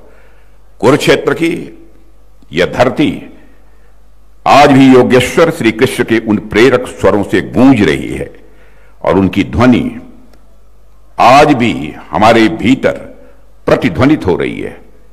आप सब भी इस भावना को महसूस करते होंगे कि अब धरती महज एक भूगोल का हिस्सा नहीं है, बल्कि यहां खड़े होकर अभी भी ऐसा लगता है मैं मानो श्री कृष्ण की वाणी आज भी यहां की हवाओं में तैर रही हो। देवियों सज्जनों, संदेह से भरे, द्वंद्व में खड़े, हृदय से विचलित अर्जुन के सामने भगवान कृष्ण ने जो ज्ञान दिया वह केवल उस समय के लिए नहीं था, बल्कि सदैव के लिए था और पूरी मानवता के लिए था। केवल भारत में रहने वाले लोगों के लिए नहीं था, पूरे विश्व के लिए वह संदेश था। गीता का पहला ही संदेश यह है कि आत्मा न कभी जन्म लेती है, न आत्मा कभी मरती है, न जायते मृते वा कदाचित। यह श्लोक जीवन के अनिश्चितताओं के बीच हमें अद्भुत स्थिरता देता है। और यह केवल युद्धभूमि का संवाद नहीं था, बल्कि मैं मानता हूं कि यह जीवन की हर परिस्थिति का अपने में यह मार्गदर्शन है। मैं यहां पर उल्लेख करना चाहूंगा, संत श्री रामकृष्ण परमहंस जी ने एक सुंदर और बहुत ही गहन बात कही थी कि गीता का पूरा सार केवल उसके नाम के अक्षरों को उलट देने मात्र से ही समझ में आ जाता है। गीता के अक्षरों, गीता का जो नाम है उसके अक्षरों को उलट देने से ही गीता का सार स्वाभाविक रूप से हमको समझ में आ जाता है। गीता, इस नाम को उलट दीजिए, गीता अंतिम अक्षर ता को पहले ला दीजिए और गी को बाद में, तागी यानी त्यागी। अर्थात गीता का असली संदेश है, असली संदेश है त्यागी बनना। और त्यागी का अर्थ कर्तव्यों का त्याग नहीं है, बल्कि वह अज्ञानता का त्याग है, अकर्मण्यता का त्याग है, दुर्व्यसन, आसक्ति और अहंकार का त्याग है। और त्यागी व्यक्ति ही गीता का सच्चा पाठक और सच्चा अनुयायी बन सकता है। देवियों और सज्जनों, पूरी गीता उठाकर जब आप पढ़ेंगे तो आपको लगेगा कि अर्जुन को जो कुछ भी समझाया गया वह केवल किसी योद्धा के लिए नहीं था, वह सारे मानवता के लिए था। आप खुद सोचिए, उस युग में अर्जुन जो क्लैरिटी चाहते थे, जो स्पष्टता चाहते थे, युद्ध यानी कर्म का जो उद्देश्य चाहते थे, क्या आज के समय में हमें भी उसी स्पष्टता, उसी साहस और उसी प्रतिबद्धता की आवश्यकता नहीं है? आज तो हम और भी ज्यादा मृग तृष्णा में उलझे हुए हैं। हमारे आसपास आज पहले से कहीं अधिक भटकाव है, डिस्ट्रैक्शन है। कहीं ऐसे लोग हैं जो जीविकोपार्जन के लिए तो काम कर रहे हैं, पैसे भी कमा रहे हैं, लेकिन उन्हें अपने जीवन का उद्देश्य समझ में नहीं आ रहा है। तो वहीं दूसरी तरफ कई ऐसे लोग भी हैं जो कर्म से ज्यादा उसके परिणाम की चिंता करते हैं। मैं ऐसे कई लोगों को जानता हूं जिनके अंदर पर्याप्त क्षमता है कि वह जीवन में कुछ अच्छा कर सकते हैं, समाज को कुछ कंट्रीब्यूट कर सकते हैं, लेकिन वह कोई काम इसलिए नहीं करते हैं क्योंकि उन्हें परिणामों को लेकर तरह तरह की शंकाएं रहती हैं कि हमको कामयाबी मिलेगी कि नहीं मिलेगी। इस तरह के अनेक उलझी हुई स्थितियों का सामना आजकल हमारे आसपास के लोग कर रहे हैं। आपने स्वयं भी इसे महसूस किया होगा। साथियों, गीता कहती है कि जीवन की व्यर्थ चिंताएं, विकृत भावनाएं और गलत धारणाएं तभी मिटती हैं जब हम अपने भीतर के सत्य को पहचानते हैं। यही कारण है कि आज के दौर में जब डिप्रेशन और मानसिक तनाव जैसी चीजें तेजी से बढ़ रही हैं, गीता का संदेश मैं मानता हूं लोगों को नया संबल देता है। गीता पढ़कर विपरीत परिस्थितियों में भी उत्साहवर्धन और निराशा में भी आशा का संचार होता है। गांधी जी कहते थे कि जितने भी किताबें अब तक उन्होंने अपने जीवन में पढ़ी हैं, उन सब में सबसे अधिक सांत्वना 2 पुस्तकों से उन्हें मिली है, श्रीमद् भागवत गीता और श्री रामचरितमानस। और साथियों, वे भी यह कहते थे जब उन्हें संदेह घेरते थे, जब वह दुविधा की स्थिति में होते थे, जब निराशाएं आती थीं और जब कोई प्रकाश की किरण नजर नहीं आती थी, तब वे श्रीमद् भागवत गीता के ही शरण में जाते थे। इससे वे तुरंत सांत्वना पाते थे, उनके मन की शंकाओं का समाधान होता था। देवियों और सज्जनों, गीता में दिए गए कर्मयोग की भावना, समत्व की सीख और आत्म स्वरूप की पहचान हमें सुखपूर्वक जीवन जीने का यह मार्ग दिखाते हैं। गीता न केवल आत्मचिंतन का मार्ग दिखाती है, बल्कि मैं मानता हूं कि मन की उलझनों को सुलझाने के लिए थेरेपी का भी काम यदि कोई करता है तो हमारी यह गीता ही करती है। साथियों, जब जब हम जीवन में उलझते हैं, यह गीता हमें दिशा देती है, दिशा दिखाती है। और अगर यह हम माने कि जीवन केवल एक बार मिलता है तो उसकी कीमत केवल हमारी उपलब्धियों से तय होती है, लेकिन जब हम जीवन को कई जन्मों की यात्रा मानते हैं तो सबसे महत्वपूर्ण हो जाती है प्रज्ञा, जिसे अंग्रेजी में विजडम कहते हैं। और हम इस बात को महत्व देते हैं कि हमारी समझ कैसे विकसित हो, हमारी समझ कैसे व्यापक हो। यह समझ की दुनिया क्यों है, हम यहां क्यों हैं, और बार बार इस जीवन चक्र से गुजरने का मतलब क्या है, उसका अर्थ क्या है। जब यह समझ विकसित हो जाती है, तब हम दूसरों पर नियंत्रण करने का प्रयास छोड़ देते हैं और मुक्त हो जाते हैं। हम संसार में फंसते नहीं हैं। साथियों, इसलिए मैं तो मानता हूं कि यह गीता महोत्सव एक सामान्य आयोजन भर नहीं है, बल्कि हमें यह याद दिलाता है कि हमारा कर्तव्य क्या है। अर्जुन इसलिए उठ खड़े हुए क्योंकि उन्हें कर्तव्य का बोध हुआ। कर्तव्य का बोध ही गीता का सबसे बड़ा योगदान मैं मानता हूं।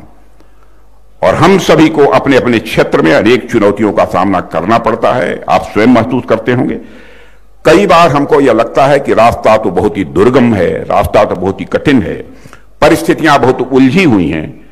लेकिन गीता कहती है, कर्मण्येवाधिकारस्तु मा फलेषु कदाचन, कर्म करते चले जाओ, फल की चिंता मत करो। आपका अधिकार केवल कर्म पर है, फल पर नहीं है। और यह पंक्ति जीवन को सरलता देने के साथ साथ हृदय और मस्तिष्क दोनों को डिसिप्लिन भी देती है। इसलिए मैं अक्सर कहता हूं, गीता महज एक ग्रंथ भर नहीं है, यह भारतीय प्रबंधन या इंडियन मैनेजमेंट का सबसे पुराना और सबसे प्रभावी यह मॉडल है। लीडरशिप को लेकर मैं बच्चों से भी कहना चाहता हूं, लीडरशिप को लेकर भी किसी समस्या के समाधान तक हर जगह गीता का ज्ञान वास्तविक मदद करता है। जिस बात को आज दुनिया इतना प्रचारित करती है, वह बात श्री कृष्ण ने 5000 वर्ष पहले बतला दी थी कि मनुष्य का व्यवहार उसके विचारों से बनता है और विचारों का शुद्धिकरण भक्ति और योग से होता है। और विचारों का शुद्धिकरण छोटे मन के व्यक्ति के अंदर नहीं हो सकता है। जिसका मन जितना ही बड़ा होगा, उतना ही सुख की प्राप्ति करेगा, उतने ही आनंद की प्राप्ति करेगा। और एक समय आता है कि मन इतना बड़ा हो जाता है, आनंद को प्राप्त कर लेता है, तो मनुष्य जीवन में परमानंद की प्राप्ति करता है। यहां पर सारे स्टूडेंट्स बैठे हैं, इसलिए मेरा शिक्षक भी जागृत होता है। इसलिए मैं एक मैथमेटिकल इक्वेशन उनको बतलाना चाहता हूं। Let us consider that your मन इज ए सर्किल। थोड़ी देर के लिए मान लो कि आपका मन एक सर्किल है, और मैं क्या कह रहा हूं, छोटे मन से काम नहीं करना चाहिए, बड़े मन से काम करना चाहिए। छोटे मन से कोई बड़ा नहीं हो सकता, टूटे मन से कोई खड़ा नहीं हो सकता। इसे बराबर बड़े मन का होना चाहिए। छोटे मन का व्यक्ति जीवन में मोक्ष की प्राप्ति नहीं कर सकता है, जीवन के बंधनों से कभी मुक्त नहीं हो सकता है। जैसे मान लो आपका मन यह सर्किल है, एक वृत्त है, और मैं कह रहा हूं कि जितना ही मन बड़ा करते चले जाओगे उसी अनुपात में तुम्हारे सुख आनंद की मात्रा बढ़ती चली जाएगी, और एक समय ऐसा आएगा जीवन में जब तुम्हें परमानंद की प्राप्ति होगी। इसे मैथमेटिकल इक्वेशन में कहना हो तो यूं कह सकते हैं, circumference of man is directly proportional to the magnitude of sukh. Circumference of man is directly proportional to the magnitude of Anand. Circumference of man is directly proportional to the परमानंद। परमानंद का कोई मैग्नीट्यूड नहीं होता है, परमानंद की कोई सीमा नहीं होती है, वो तो परमानंद है। इसलिए मैं कहना चाहता हूं उसकी कोई सीमा नहीं होती। बराबर जीवन में बड़े मन से काम करना चाहिए। छोटे मन का व्यक्ति अपने जीवन में कभी बड़ा नहीं हो सकता है। और साथ ही साथ धर्म की बात की जाती है, मैं धर्म के बारे में भी कहना चाहता हूं। धर्म को इस परिभाषित करना चाहता हूं। यहां पर परम पूज्य ज्ञानानंद जी महाराज बैठे हैं, अन्य भी सारे विद्वान बैठे हैं विभिन्न धर्मों के। धर्म है क्या? अखिल ब्रह्मांड का जड़ हो अथवा चेतन हो, जो विधि व्यवस्था नियम पर नियम इस अखिल ब्रह्मांड के जड़ अथवा चेतन के अस्तित्व की सुरक्षा की गारंटी देते हैं, उसी नियम पर नियम को ही हम धर्म कहते हैं। एक स्टेप और आगे बढ़िए। इस अखिल ब्रह्मांड के जड़ अथवा चेतन के अस्तित्व की सुरक्षा के साथ साथ उसके परिपालन की गारंटी जो विधि विधान नियम पर नियम देते हैं, उसी विधि विधान नियम पर नियम को ही हम धर्म कहते हैं। एक स्टेप और आगे ले जाना चाहता हूं। अखिल ब्रह्मांड के जड़ अथवा चेतन के अस्तित्व की सुरक्षा के साथ साथ उसके परिपालन की गारंटी के साथ साथ जो विधि विधान नियम पर नियम उसके विकास एवं संवर्धन की गारंटी देते हैं, उसे ही हम धर्म कहते हैं। इसलिए धर्म को लेकर किसी को कोई आपत्ति नहीं होनी चाहिए। और साथियों, मैं कह सकता हूं कि मैं अक्सर कहता हूं कि गीता महज एक ग्रंथ भर नहीं है, यह भारतीय मैनेजमेंट का सबसे पुराना और सबसे प्रभावी मॉडल है। लीडरशिप को लेकर, नेतृत्व यदि आप जीवन में करना चाहते हो तो उस लीडरशिप को लेकर भी किसी समस्या का समाधान यदि खोजना है तो गीता का ज्ञान ही वह समाधान दे सकता है। जिस बात को आज दुनिया इतना प्रचारित करती है, वह बात श्री कृष्ण ने 5000 वर्ष पहले बता दी थी कि मनुष्य का व्यवहार उसके विचारों से बनता है और विचारों का शुद्धिकरण केवल भक्ति और योग से ही होता है। इसलिए आज दुनिया में गीता की स्वीकृति भी बढ़ती जा रही है। आज दुनिया के अनेक विश्वविद्यालयों में गीता पर पाठ्यक्रम पढ़ाए जा रहे हैं, और यह भी अद्भुत है, गीता केवल एक आध्यात्मिक या धार्मिक ग्रंथ नहीं है, बल्कि मैं कहता हूं यह एक यूनिवर्सल लाइफ गाइड है, शाश्वत यह मार्गदर्शक बन चुकी है हमारी श्रीमद् भागवत गीता। और अगर हम देखें तो दुनिया के अनेक बड़े विश्वविद्यालय में आज श्रीमद् भागवत गीता पर रिसर्च हो रहा है।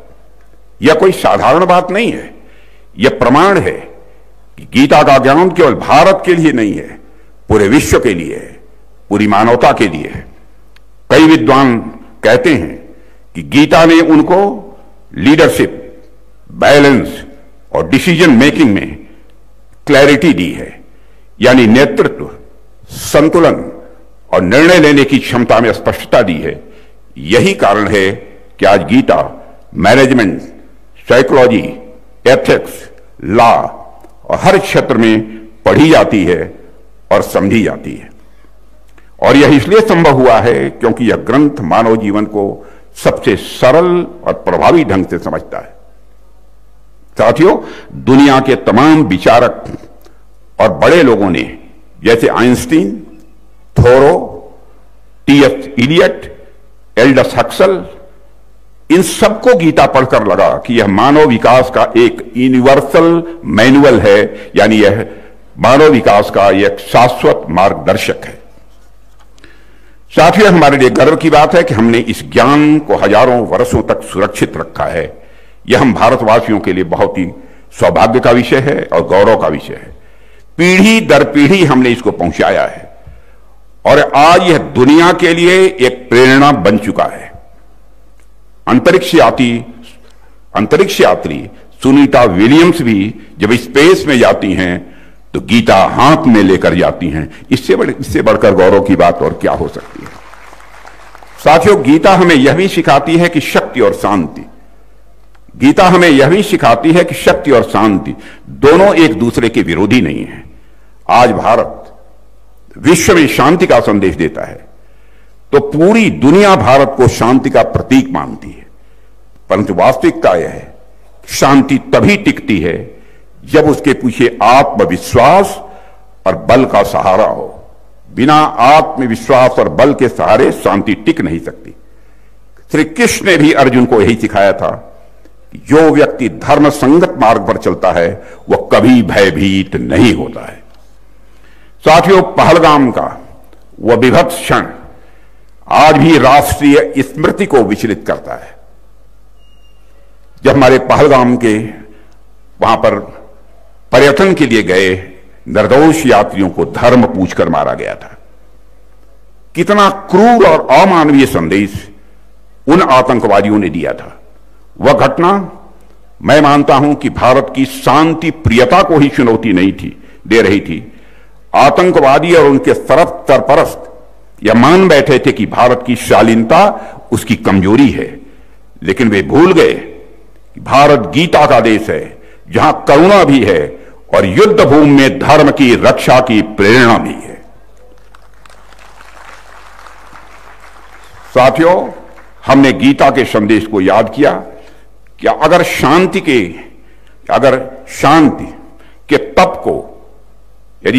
के तप को जीवित रखना है तो उसके भीतर शक्ति का ताप अनिवार्य है। यदि शांति के तप को जीवित रखना है तो उसके भीतर शक्ति का ताप अनिवार्य है। यदि निर्दोषों की रक्षा करनी है तो बलिदान देने का साहस भी उतना ही आवश्यक है। जो लोग हमारी सहिष्णुता को कमजोरी समझ बैठे थे, उन्हें ऑपरेशन सिंदूर के माध्यम से भारत ने ऐसा जवाब दिया जिसे आज तक वह भूल नहीं पाए हैं। साथियों, हमने दुनिया को दिखाया कि भारत लड़ाई नहीं चाहता है, लेकिन यदि मजबूर किया गया तो भारत लड़ाई से भागता भी नहीं है और माकूल जवाब भी भारत देता है।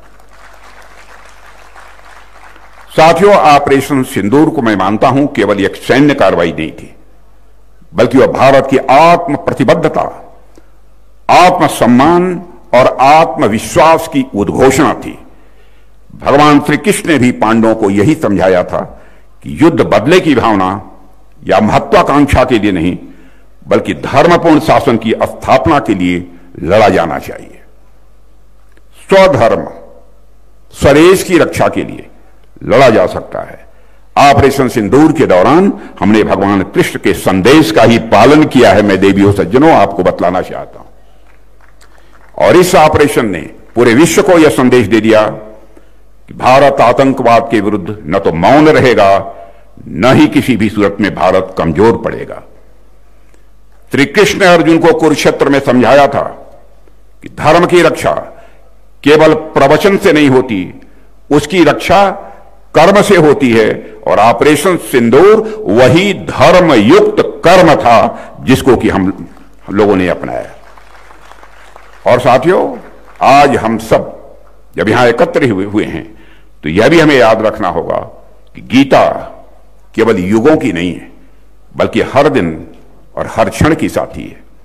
यदि हम इसे केवल धार्मिक ग्रंथ मानकर रख देंगे तो इसका उद्देश्य मैं मानता हूं अधूरा रह जाएगा। कर्म की भूमि केवल कुरुक्षेत्र नहीं है, आज का भारत भी एक विराट कर्म भूमि है। आज का भारत भी एक विराट कर्म भूमि है, जहां सैनिक सीमा पर, वैज्ञानिक अपनी प्रयोगशालाओं में, किसान अपनी खेतों में और युवा स्टार्टअप्स में अपना अपना धर्म निभा रहे हैं।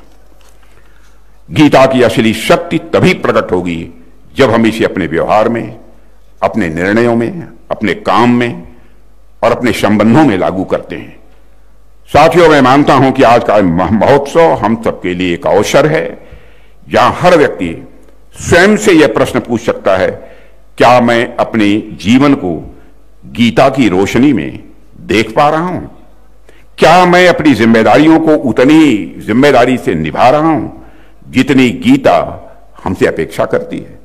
क्या मैं चुनौतियों को देखकर पीछे हटता हूं या अर्जुन की तरह उनसे ऊपर उठने का साहस करता हूं?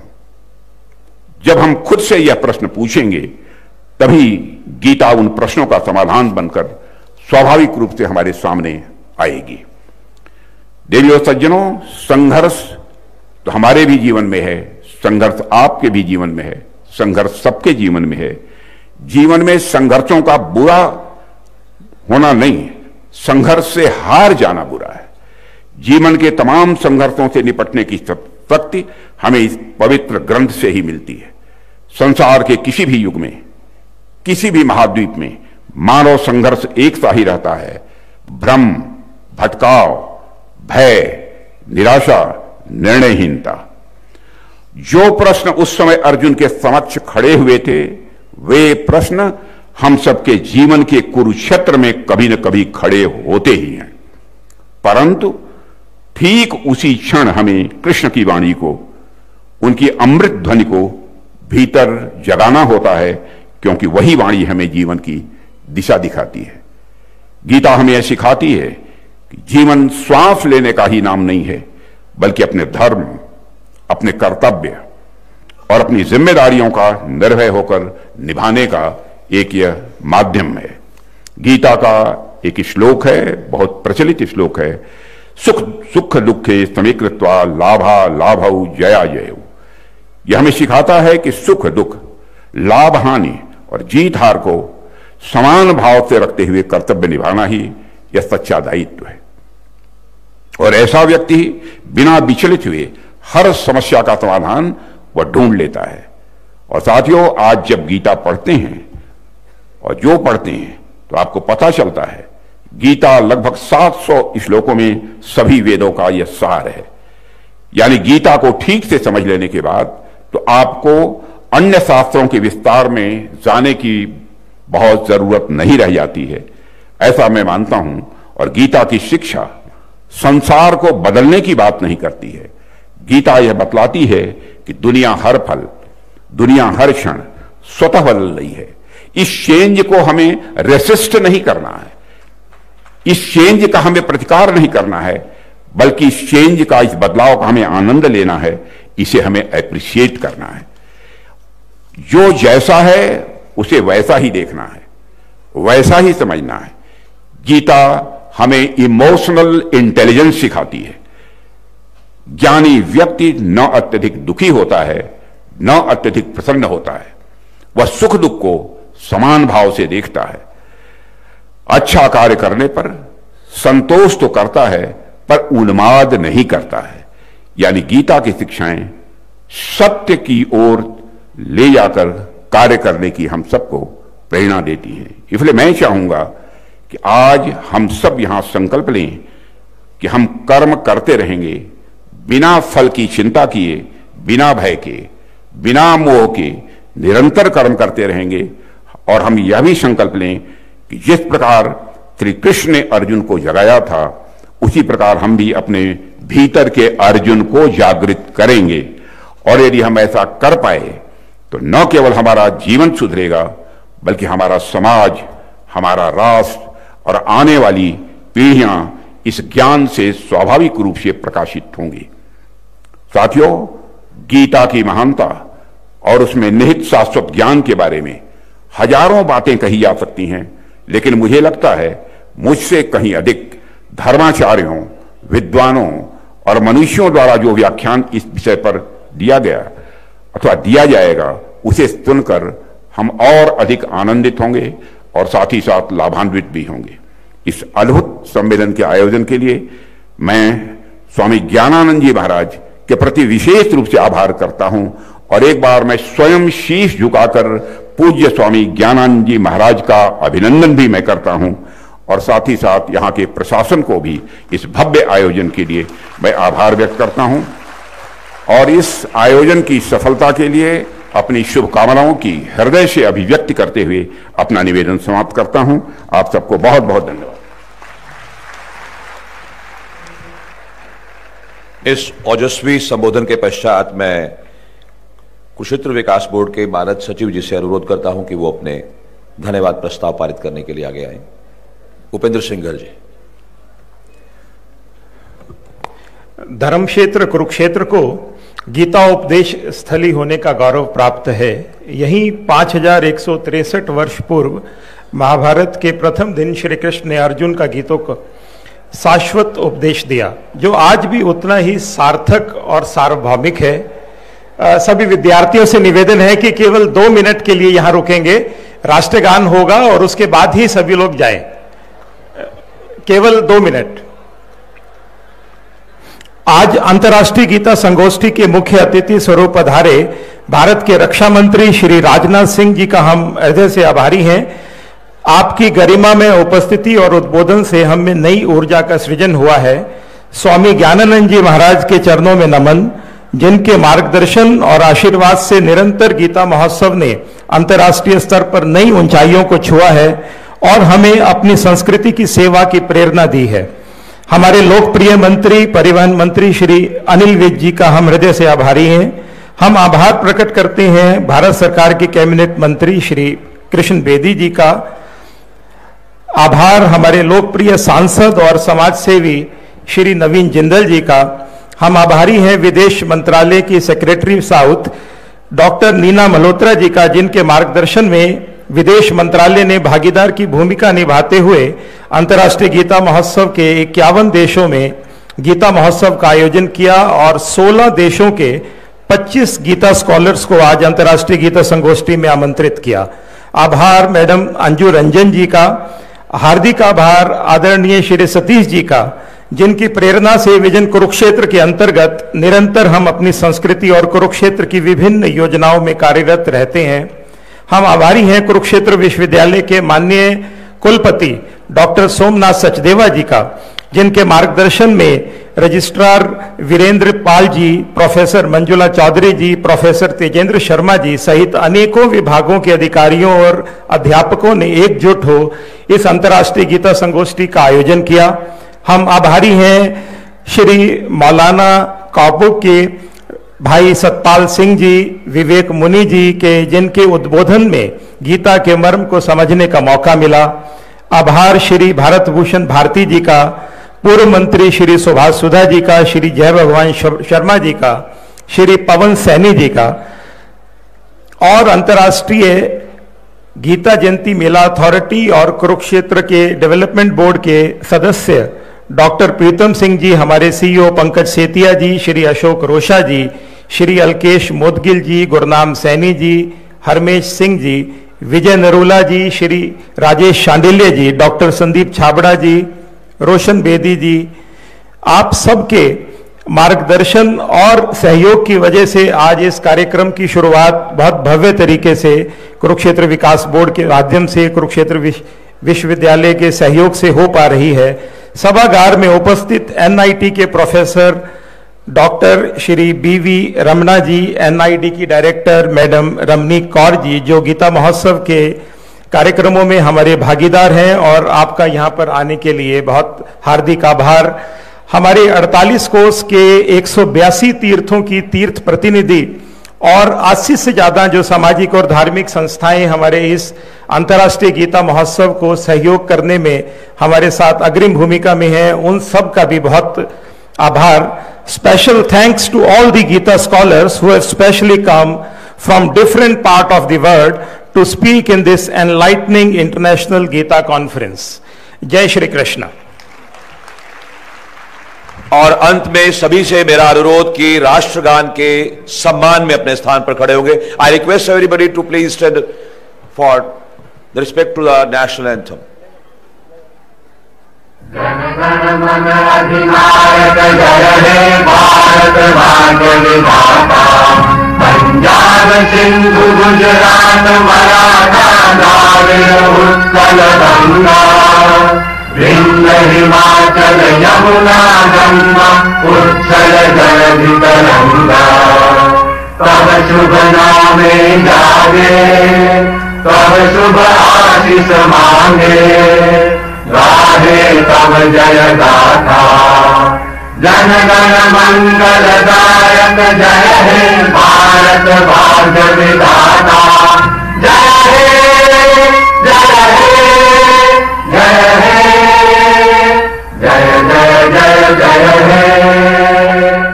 भारत माता की, भारत माता की, भारत माता की। धन्यवाद। I'll request Mr. Ian Martinez, Australian Premier, to please come forward to meet the guest. Please come forward on the dais along with CEO of KD.